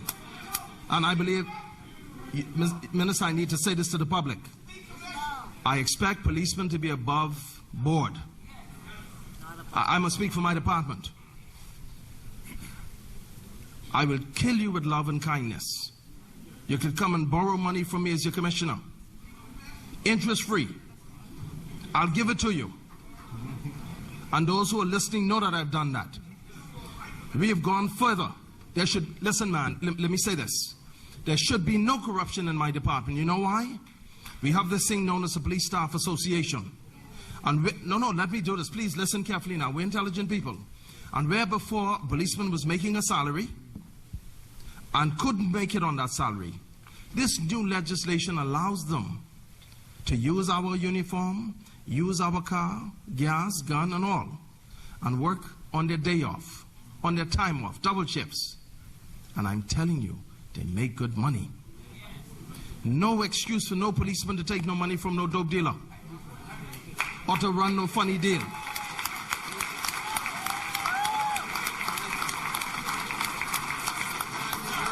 Now, I can't work magic. The Minister of National Security cannot work magic. You have to let us know. So the last fella I got rid of, I'll tell you how I did it. A young lady texts me, and I have this little thing that reads, tell the chief on the website. And she wrote me, she introduced herself. And she said, the next time this police car comes through this corner, and tip the fellas off that you're going to do a raid. Before you do the raid, I'm going to let you know the car number. She said, I'd like to learn 98 them different numbers you put on the car. I ain't got to remember the plate number. I can tell you the number on the car. And sure enough, we were planning something. The fellow went in the neighborhood to tell the boys. She sent it to me and said, this is the car number. And I took a picture. She said, even sending you a picture. These little smartphones, you can take pictures. See, don't just complain about this thing. Take the picture. Write down the date and time. And if you give me convincing evidence, I promise you, I'm not going to be able to come and tell the public on television what I did, you know. But you'll know. Because if the fellow was wearing uniform the week before, you will know. I needed to say that. I needed to say that because I don't want the public to be stumbled by the wrongdoings of a few. The majority of our officers are your children. They're decent, hard-working citizens in this country. They work tremendously hard and do really good work to keep us safe. Let me make sure that's on the record. Lest I offend any policeman here in uniform or any other law enforcement person. What I'm saying simply, though, is this. If you offend against the law, I can't ignore it. Because I expect you to be above board. And you're supposed to be at a higher standard. I believe I said it clearly for all to hear. And if you believe for a minute sitting in here, any of you that know me, that I don't have a couple of people lined up right now in my sights, then you really don't know me. And I'm going to leave it there, Minister. Thank you, Commissioner. Okay, Perry, let's go. Good night. Good night. Could you hear me? Yeah. Okay. Go ahead, please. I'd just like to say thank you for the opportunity that you've opened the doors, that we can come and minister.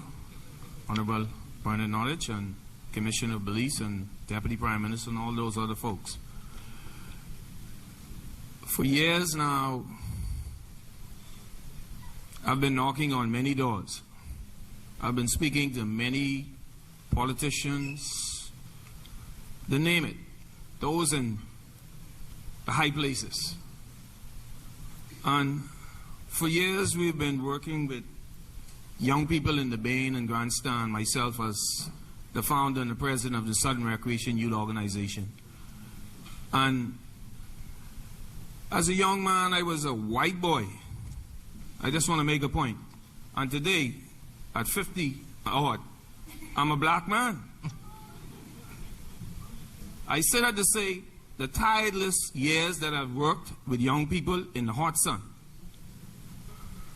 with the organization, never once I saw one MP came out and participated and really assisted us. I ain't knocking you, Brother Knowledge, because I don't know your plight. I don't know what you got to do and what's going on. And I know you with this crime situation, so this got you on lock. I understand that. And I ain't making no excuse. But I want the nation to know how important it is to work with young people. You could say what you want to say, and, you know, if you don't participate and you just spectate, you're really in the game. And I've been participating for 21 years out there. And this day, this moment, we have one more day. We spent 4 weeks out there this year. 4 weeks. And I've yet to see one person from the ministry or any other to come out and say a word to the kids. I always say to the sponsors, please, we accept your funding. We work with it, we do our best. Sometimes you don't see the kids with shades on with all these other camps because, hey, that's fine. We in Bain and Grandstand, you know what that mean? We in Hungry Town. We can't afford to go spend no money on shades when we can't feed the children. When these kids come in and saying in the morning, I ain't got nothing to eat. I got to go in my pocket as a small contractor, begging to find a job as a contractor. And I got about numerous of young people who I took from the program work along with me just to make sure to keep them off the streets. And just a few days ago, I had one of my sons who I brought up just like my child that hurt me. The rail got short. I just was about to grab the rail and bring the rail into my fold with my company. And come to find out, he had a job before that. And right after that, right now he laying in a box, a corpse. I'm saying to y'all, listen, man, I don't butter for nothing. I ain't got time for all of that. I ain't got time for this one, whether you in this sport or that sport. That don't make no difference. God put you in a position. I want y'all to know y'all ain't get there by yourself, you know. God touched the hearts of people to vote y'all in, put y'all in. And if y'all think y'all getting away scot-free in this country and in this world, y'all got another thing coming when it comes to God. The Bible said, and I'm going to end with this, Julian. The Bible says, a good man leaves a fortune to his fourth generation, for his children. All right? And I please, man, I don't want us to play. If you say you're a politician, that's fine. That's what you want to do. But you're a person face. Outside of the clothes, when you take off that clothes and you come out of the office, you are the person within. You're not no longer the politician. And before you came in, you were the person. So I'm saying, my point is just listen. I said it. There are some people who are going to spectate and some are going to participate. I participate. I'm working with the young people. It's a free program, Commissioner. We don't charge. We don't ask $1. We go out and we beg funding. and we work with those kids. And if we get Kool-Aid, we can work with the Kool-Aid. We can bag some ice, and I can bring some water from my house if I have to make sure they eat or drink. And here today, I'm saying, when are we going to recognize that it is the young people we need to touch, and how are we going to touch them? It's through the organizations. Right up to the day, we had no ministry give us 1 cent. We put in our information, and I haven't seen a thing. I knock on doors, I get up, and I beg for jobs so I could earn a living, so I could help my camp, you know. Okay. All right. Thank you, Perry. Just a second. I'll end with this. No, my 2 minutes ain't up. I watch it at the time. You had about 5. No. Really? No. No, my 2 minutes ain't up. Come on. I work in the community for 21 years. Just finish it up, man. And here we are at the forum for Bain and Grandstand. Well, yeah. And you're saying to me, I'm trying to get a point here so we can understand this. We need to stop playing games. It can come a time. Listen to me carefully. It can come a time where there be whoever can't come out the house for these young men who can come out, you know. Distant here. But the only way it really holding it down is the people who waking on the grounds. And you know, we ain't recognized, and I ain't looking to be recognized. I will have my day when I close my eyes. I say, this is my last year dealing with all of this. I finish. I understand the frustration. Mr. Garvey. Good afternoon. My name is Troy Garvey, Freeport, Grand Bahama. Grand Bahama on the whole. First of all, let me say good night to the gentleman first. You know, sometimes you try to wonder if we call these ministers in this government or any government honorable, because that's a serious name when you say the honorable and don't live up to it, because it hurts. When you stand out there and you're fighting for a cause and you go into the right channels and you get no respect, you are disregarded, and the whole process is dishonest. Because I watch closely at fights that I fight, and when you do the right thing, you are looked down upon. You are stepped over, and you are disregarded in the whole process. This here to me is just smoke and mirrors. All this is tonight is just a political rhetoric again. But don't tell me, you be quiet. Listen, you don't listen anyway. When I look at this forum, I want to say to the minister and to the government to take the cuffs off the commissioner. I don't care what nobody say. The commissioner of police is hands are tied. And if Mr. Greenslade, at the end of your journey, sir, and you could go to God yourself, you know your hands are tied to a point in this country. But if you allow the commissioner of police to do his job, I am quite sure that a lot of things can get done in this country. In respect, I didn't come to bring no suggestion tonight, you know. I fly here for this and out of my own pocket. But I came here to say, I didn't come to bring no suggestion because the Progressive Liberal Party campaigned last year on that they have the remedy for crime. I walked on that stage last year to support the Progressive Liberal Party because I believed in it. And I believe that they believe in vehemence. But I am dismayed at this point in my life of this whole situation. And when we don't live up to what we promise the people are the greatest asset to our country. And when you lead them astray, God will deal with the whole situation. Minister Norwich, I will not say nothing other tonight to you, sir, than positive. I clear the air with how I feel. And despite of what anybody think about what I'm saying here tonight, because it's too political sometimes, we need to be patriotic, vehement, and speak what is right first, and then deal with politics after that. You see, death. I want to say to you tonight, Minister, release the cuffs of the commissioner. We have a lot of problems. And I'm going to say to you, even though I call it smoke and mirrors, you need to bring this to Grand Bahama, and you need to hear the cries of Grand Bahama. No, that's the system, Minister. But no disrespect, that's the system. So you still bring it so you could get some of this feed out from the people. I sit here tonight, when I came here, and I listen to the cries of the people, and they came from different spectrums. It came from different spectrums how the people feel. And the people are hiding, and the people are not getting no answers, sir. And let me just draw an illustration to what I mean, sir. Just let me draw an illustration, just one illustration. When a police is shot, that matter is expedited. But I fought a case coming out of Abaco with Job Munnins, and that case is still pending. When a police shot him down for mistaken identity. Mistaken identity, and the family is still grieving. With all cases the same. Thank you very much. Thank you very much.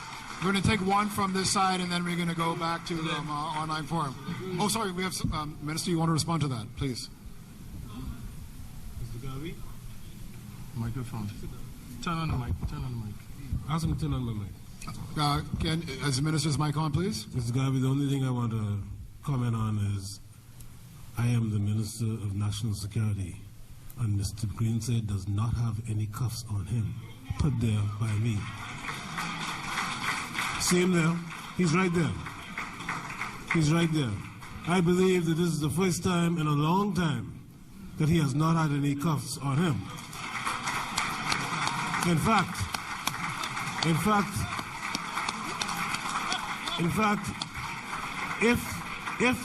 if you would recall, my very first parliamentary duty, I brought an amendment to the Police Act to ensure that we can't just fire him because without cause.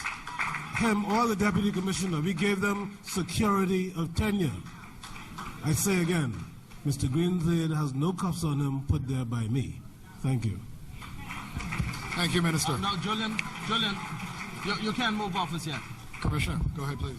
I want you to listen very carefully to me, please, because I know that we came here tonight led by the Minister, if I could just get your attention, please, led by the Minister of National Security with all good intentions. So, Mr. Garvey, what I want to do first off is to offer you personally an apology. I believe you're a good person. You did really good work for us in Grand Bahama. I believe you're still doing good work as a Bahamian. Let me make that point. I've been terribly busy in New Providence. And I give you Emmerich Seymour as an ACP in Grand Bahama. I don't want an argument. I just want you to hear my point so I can get to what I want to tell you. And so I expect Mr. Seymour on the ground in GB to be available to you and to do some things for you, okay? I want to apologize to you because you've made good attempts. And we as a police department have not been very responsive to you. So I'm apologizing. Do you accept my apology? Good. Okay. Okay. And we're going to do something to improve that, Mr. Garvey. Okay? Now, Minister Bernard Nottage, ladies and gentlemen, has shown me the greatest degree of respect.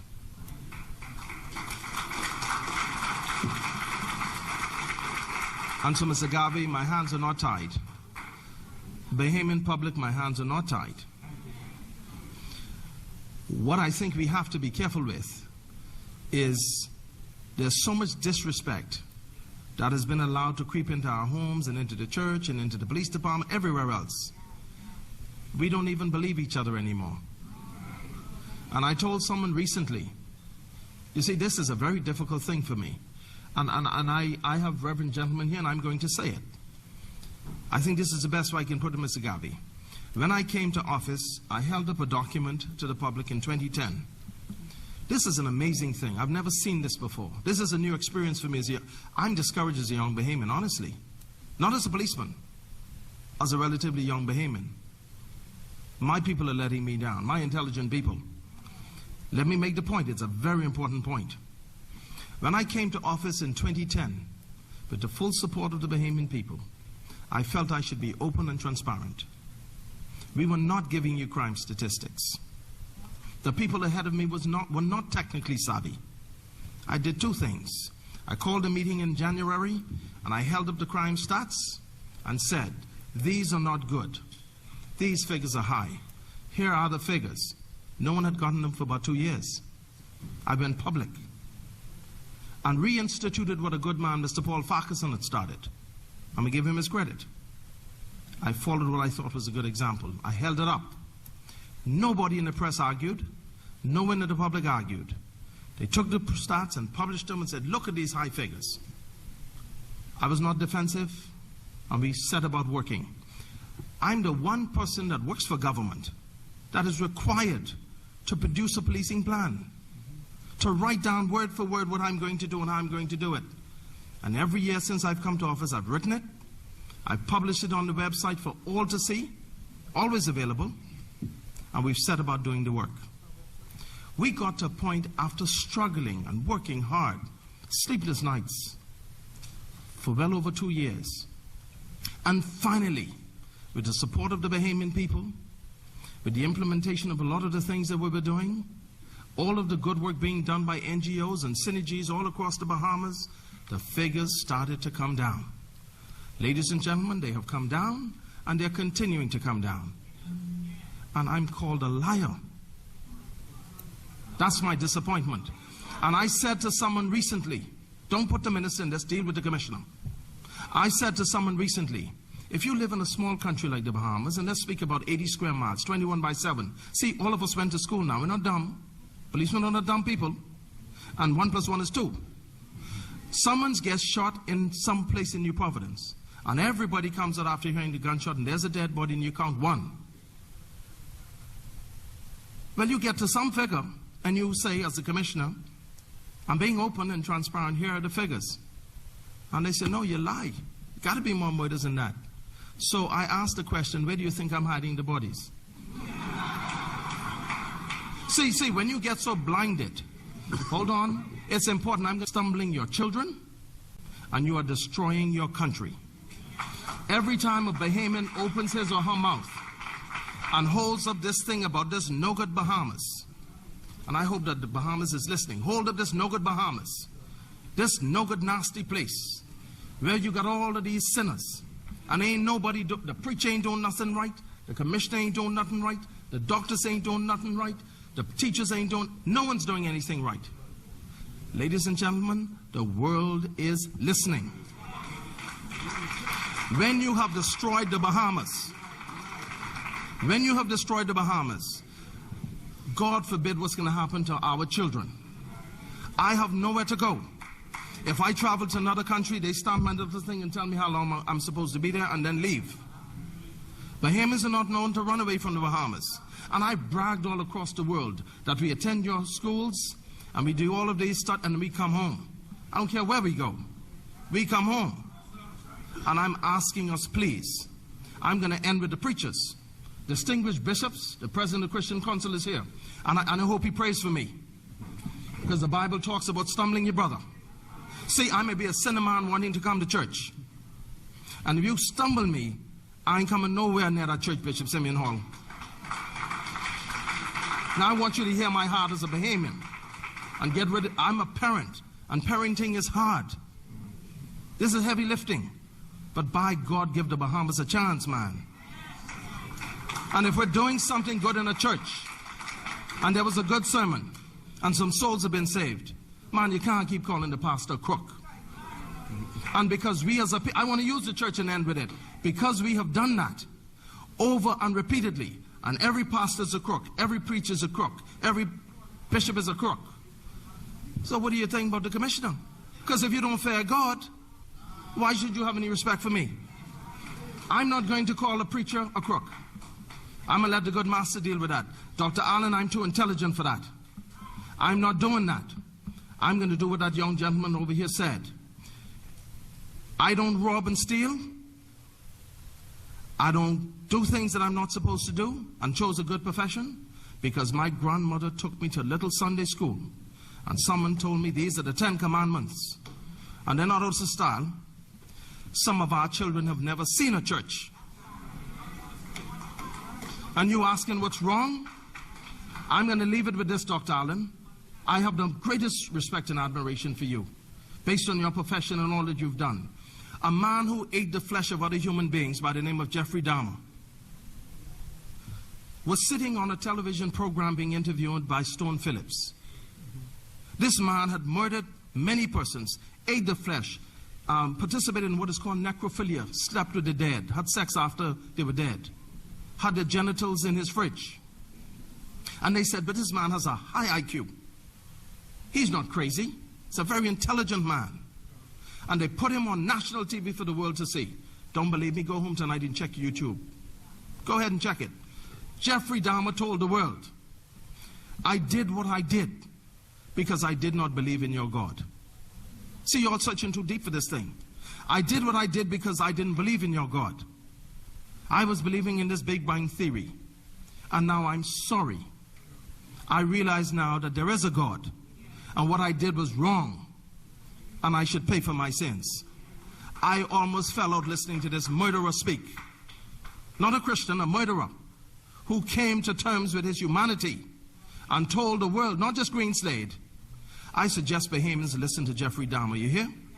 He said, I did what I did because I was afraid of nothing.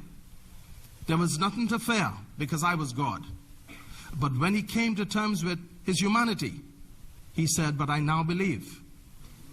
And so the only thing that stops me and you in this room is what we got in a little Sunday school. It is wrong to kill. You shouldn't steal. And so we call it your conscience. And when you're about to take something that don't belong, your conscience prick you for a second, and you may leave it alone. Go back to basics, Bahamas. And for God's sake, don't sell us down the tube, see here? Because it's still a beautiful country.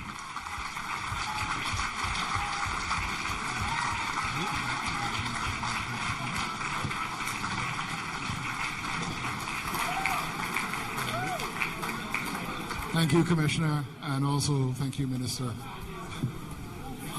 We're going to go. One second.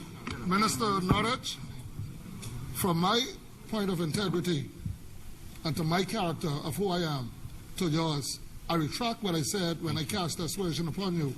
And I'm happy I asked it and said it because it cleared the air tonight that Mr. Greenslade hand is not tied. So, and I appreciate you for that. Mr. Greenslade, I humbly accept your apology, and let's continue to work together. Thank you, Troy. All right, thank you. As we continue, gentleman here in the blue shirt. Yeah. Yes, good night. After a speech by the great commissioner, it's a hard act to follow. But, quick 3-point suggestions. And many others in here may agree or beg to differ. 3 simple points. Eliminate the anklet bracelet program. No bail for murderers. Pop some necks. Simple as that. You know, you may disagree, but at the end of the day, that individual who would have gotten bail would not be able to do it again. That's number 1. 2 other quick suggestions. Because as a victim of crime myself, November the 1st last year, you know, I was held up at gunpoint and robbed. A young black male, point gun in my face, a 9mm. Said it's nothing for me to shoot you. I said, bro, I work for you this week. I gave him everything. But I can guarantee you though, that night, I went back with my licensed shotgun to look for him. You understand? Does it make it right? No. You understand? 2 months ago, Key West Street and Cordova Avenue, 2 young ladies, elderly ladies, could be my grandmother, could be the commissioner's grandmother, were robbed by 3 thugs. Yuck a gold chain off the woman's neck. You know, I felt bad with them. That time I had my licensed shotgun on me. I was tempted, and I almost did it. You know, but the fear of crime in this country is gone. We are allowing young thugs to really take advantage of big grown men and women. And one last thing before I go. Do we have a sexual registry list, because just most recently we had, big, great, nasty men molesting little children. You understand? Some of these men are not rehabilitated, and yet they are in the society.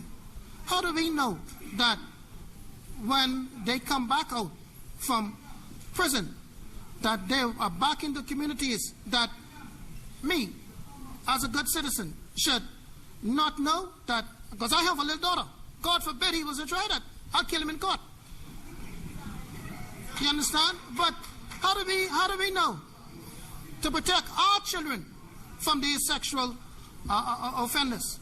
Even, Mr. Commissioner, and I applaud you for the pastors, even some of them doing foolishness with the little darlings of the nation, like Mr. Algernon Allen used to call them.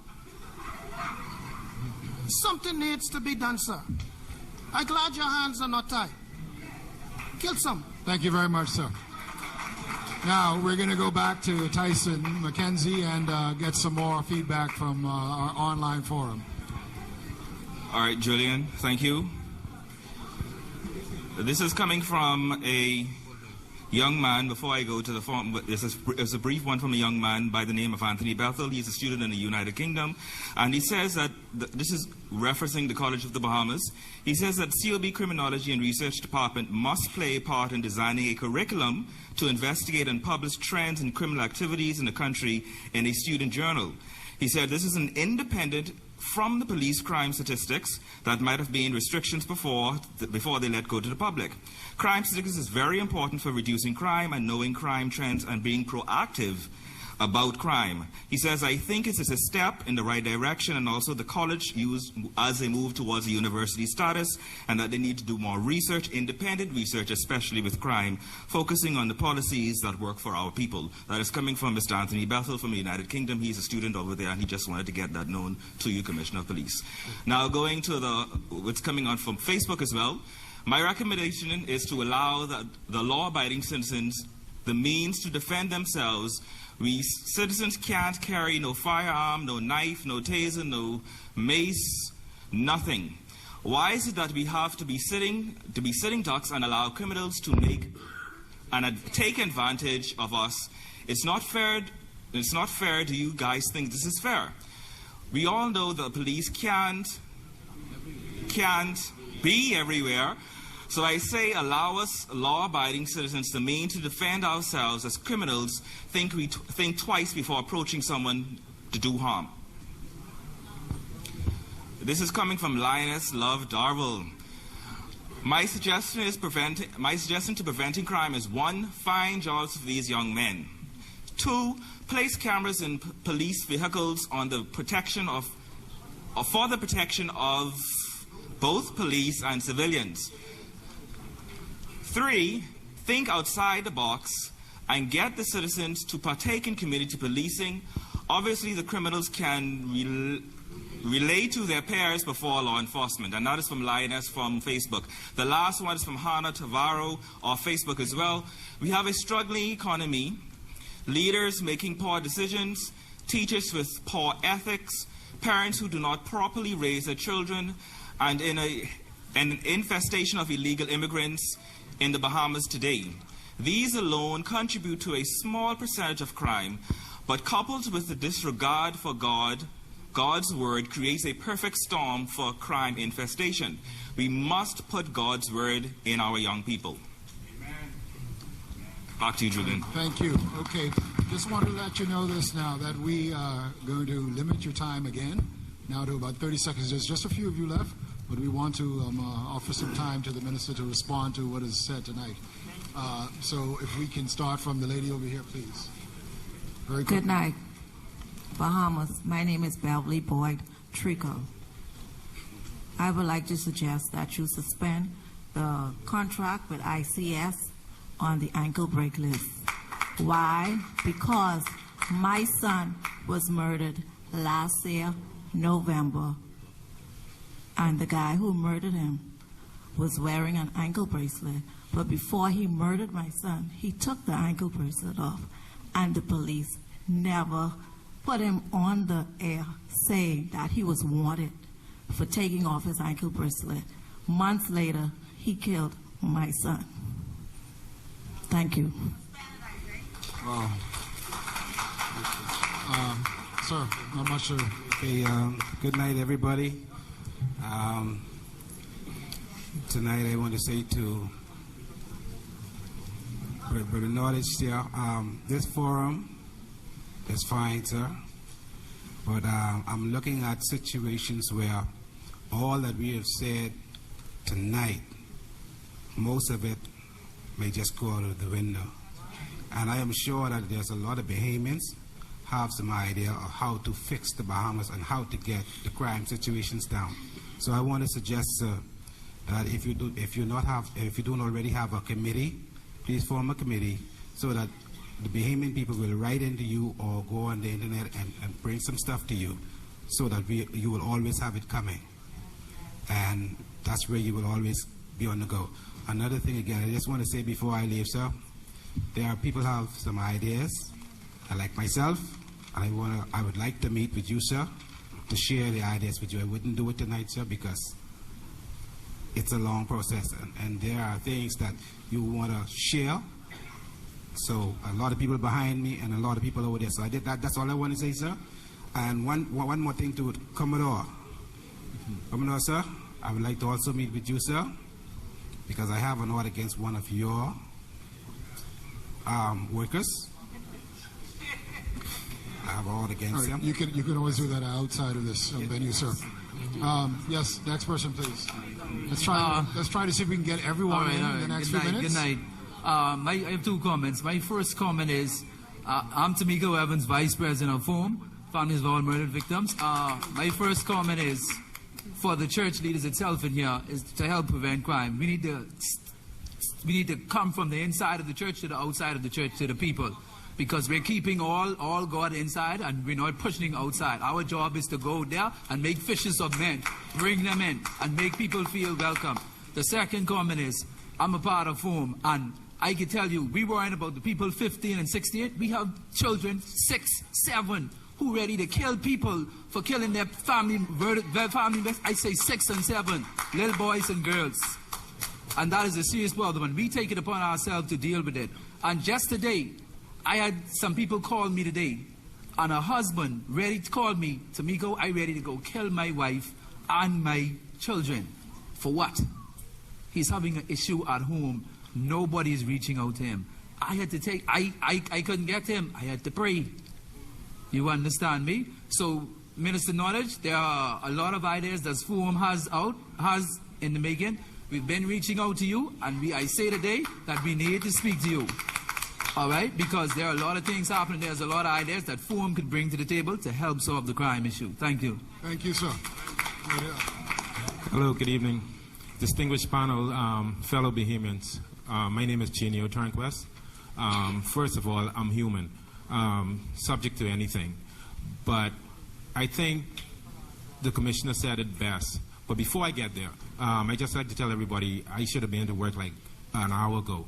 So I feel like this is a very important process. So I hope that this is not the last one. I don't know the formality in terms of how this came about and how it's going to proceed, but I would like to see this again and again and again and again if we are serious about crime, because this did not develop overnight.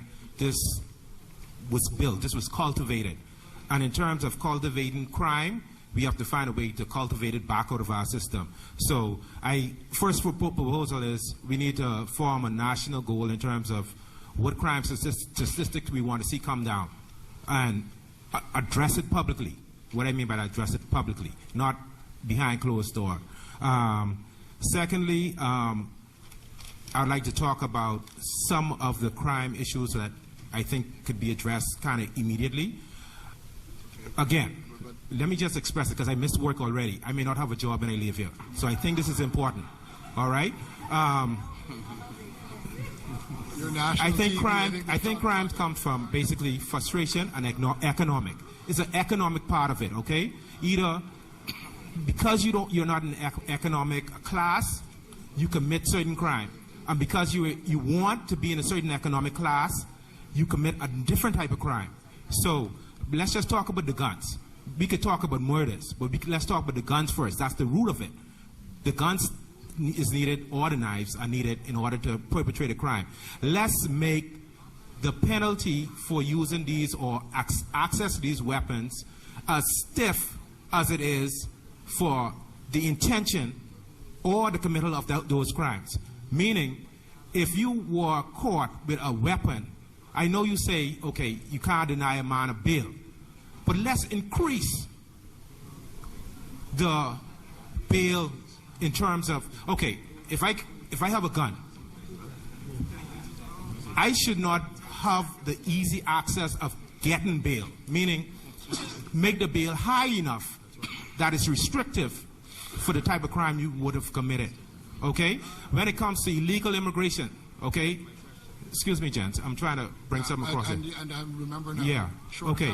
You got immigration. Everyone in. And I'm sorry I have to rush this because, like I'm saying, this is important. Yeah, but you are repeating some things that were said before. Okay, well, when it comes to illegal immigration, the persons who come here, they're looking for work. Who hires them?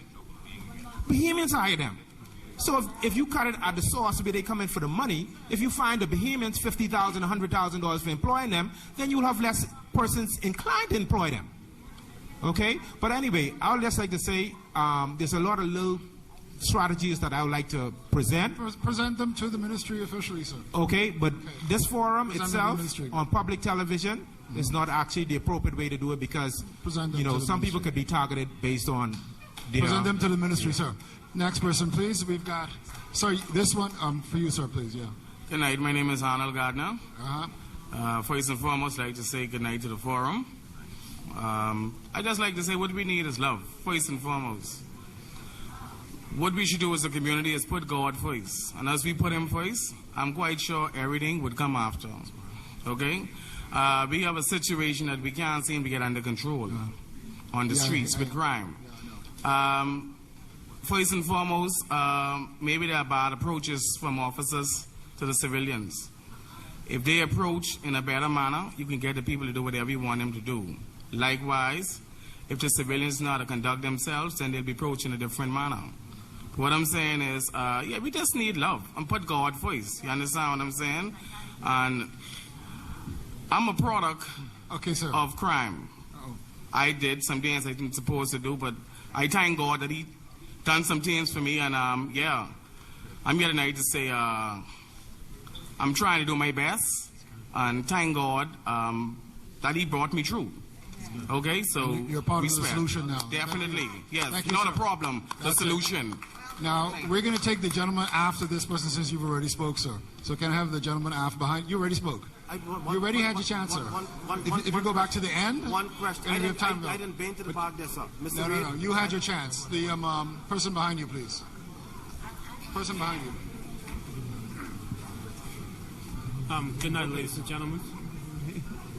Good night to the forum. Can we keep it quick? All right. My question is to the commissioner. Right. I'm speaking on prior experiences, and I want to know, making a statement that I see that the police can arrest anywhere, at any location, but when you go to make a statement to a police officer, a police station, that is, they say, well, hey, you're out of this boundary.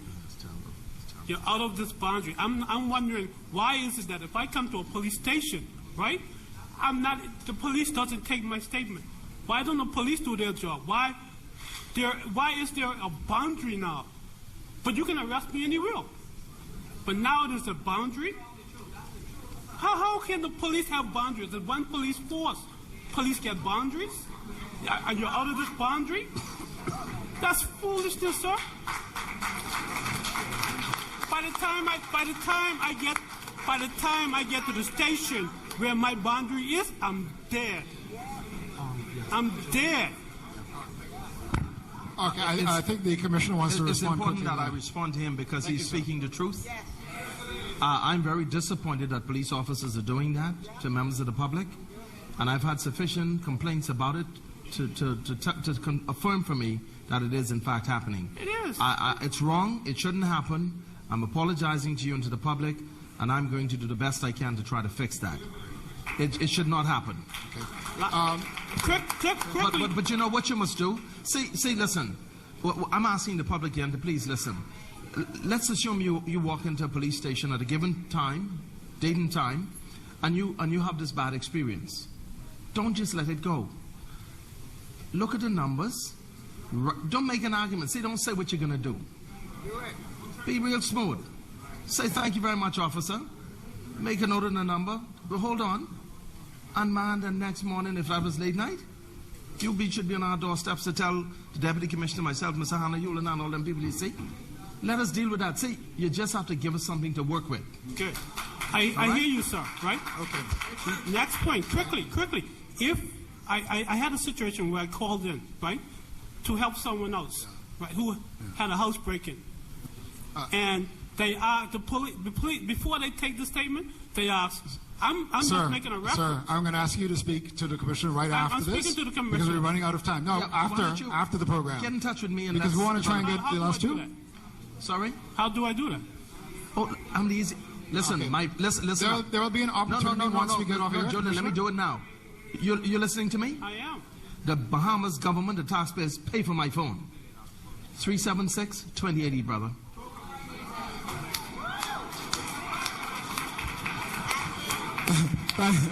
Thank you, Commissioner. I think we're going to take the gentleman over here. If we don't get you before the minister gives his final words here, I'd ask for you to stay so you can speak with him afterwards, after we go off air. But can we have this gentleman here, please? Please, sir. Yeah, good evening.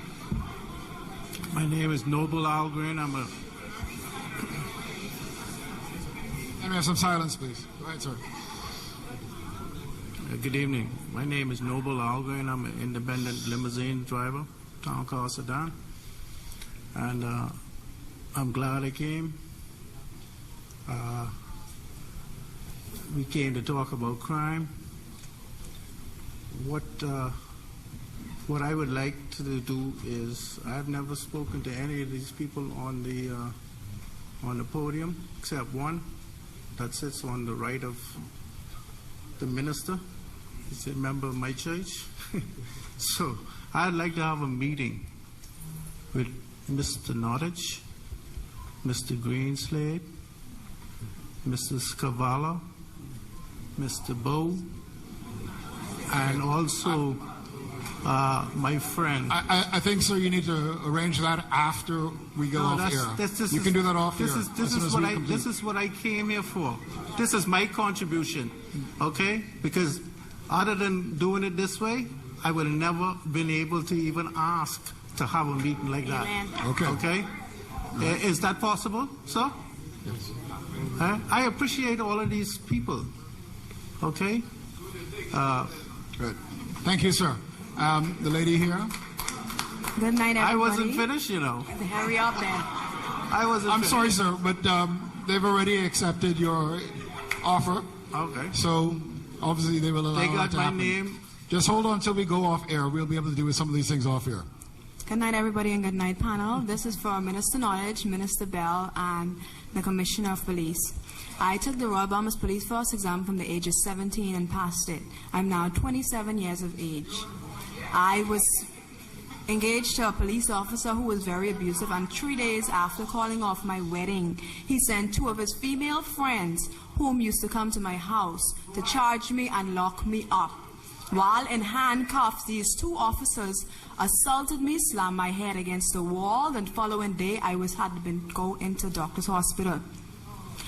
Now, this is a court transcript from the court stating that those matters has been dropped. This is stated from July 2011, when my vetting was already done and everything, and still can't get on the police forces yet. Now, I've made contact trying to reach the Commissioner of Police.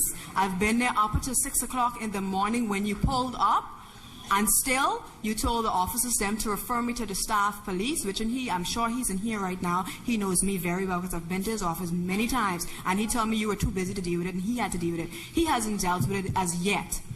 After trying to communicate with you and couldn't done so, everyone inside Complaints of Corruption knows me. If I may. No. Commissioner, if I may. He doesn't want to hear me. If he doesn't want to hear me, he can say so right now. Go ahead. I've been to Complaints and Corruption about this matter. Every single one inside Complaints and Corruption know who I am. Inspector Skippins can tell you who I am. Hewlin Hanna can tell you who I am. His secretary can tell you who I am. I've been trying to reach you and could not reach you. This has been going on now. I've made contact with the Minister of Minister Bell's secretary. I've made contact with Minister Nottage secretary, with Minister Bell and Minister Nottage in office while they were having breakfast, and I stayed until after lunch as well. Miss Sherman, whom happens to be the Minister of National Security secretary, put my folder, my file, inside the minister's hand. Inside the minister's hand with me right there, with every single information inside of it, including a letter from my lawyers, them threatening that they would have sued the Royal Bahamas Police Force. I told them I'm not going to sue them because I always, from the age of 9, wanted to be a police officer. I can shoot a gun better than half the officers inside here. I've been trained as an investigator. Y'all can turn off the mic, but that's not going to stop me. I've been trained by half. I'm some of the best police officers inside here in investigations. My former boss, right there, Douglas Hanna, sitting down right there, he can tell you I'm a very well and trained investigator. I'm a first responder as well. I can take fingerprints better than half the police on the police force. Tell me why I can't get on the police force, and every single time I try to make contact with them, I cannot get an answer from nobody. Okay, can I solve your problem? Would you like me to hold on? Can I solve your problem for you right now? Yes, sir. Okay, lovely. Listen carefully. Mr. Lundy, stand up, please. This man has just been appointed because I have the fullest confidence in him.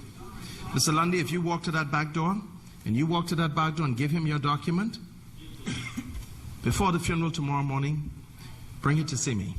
And if your matter is as you indicate... Sir, No, just listen. Okay, I'm listening. I'm a straight-up kind of guy. If your matter is as clear as you say, I will solve it for you. Yes. Lundy. All right. Well, thank you.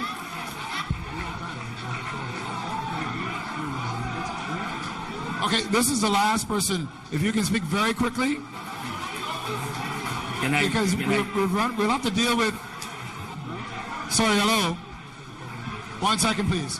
You're going to be the last person on air before the minister. The other 3 people, we want to hear from you, but you will have to be after we come off air. Please. Good night, ladies and gentlemen. My name is Mighty Spartacus Manka. I work in a lot of organizations through the Caribbean, Jamaica, Panama, Venezuela, Haiti, Colombia, etc. Good, bad, and ugly. As I said, you only need a certain expertise, the work with the criminal activities, to know how the criminals thinking and the mentality of thinking. Because certain criminals, all right, example, a carpenter can't tell a plumber how to do his job. You know, a housebreaker can't tell a robber how to do his job. So you have to have a certain mentality of the criminals to know how they think. And you have to work, just like the officers. They have their intelligence. They have their leaders. The intelligence have to work with the muscles to put out certain orders, to know how they think. So certain organization you all need to work with fundamentally to know how to deal with certain criminal activities. Thank you. Thank you. Are you the last person, lady, ma'am? You're the last person? Can we have you very quickly before we hear the minister, please? Yes, a solution. Prevention for flyers or posters throughout the island. Anger is a fire you should quench before you sit on the bench. Love is the key to a better society. Thank you, ma'am. Thank you. Excellent. Minister, if we could invite you to wrap up, please.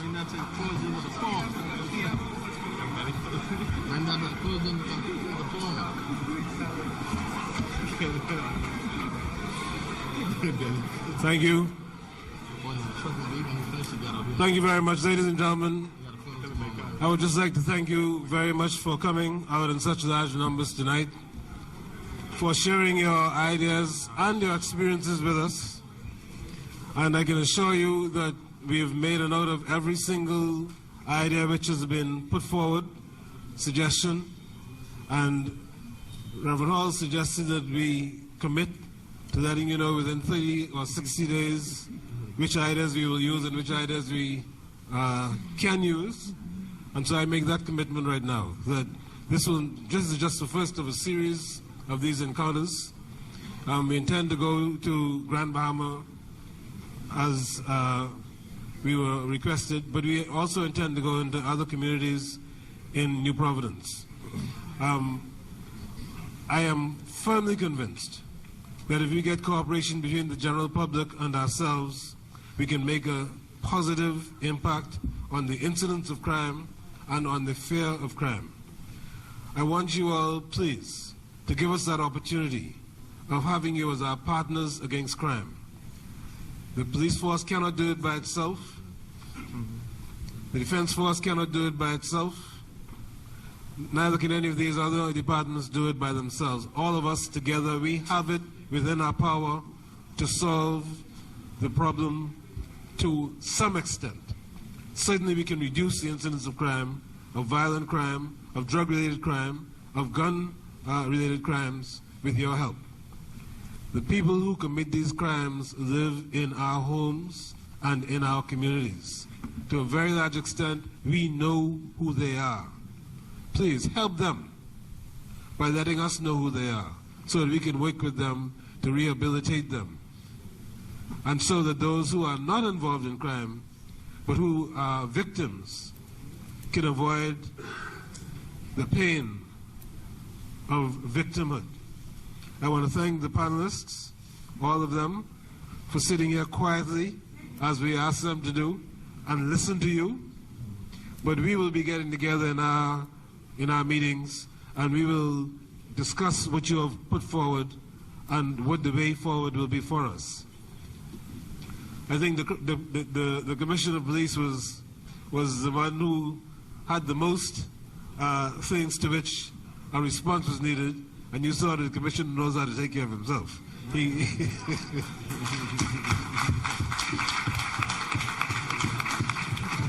I want to thank the Reverend gentleman who came out tonight.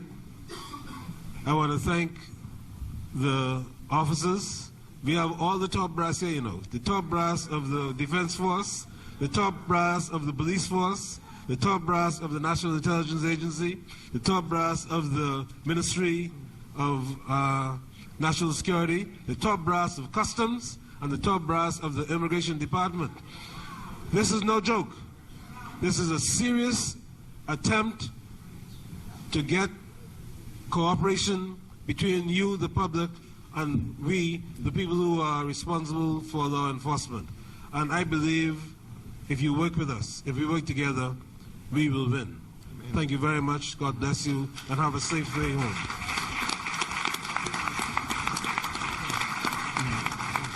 Well, thank you, Minister, distinguished members of the law enforcement team. And thank you all for coming in tonight and for your contributions, both here and also online. And thank you for tuning in. And that's it. Good night.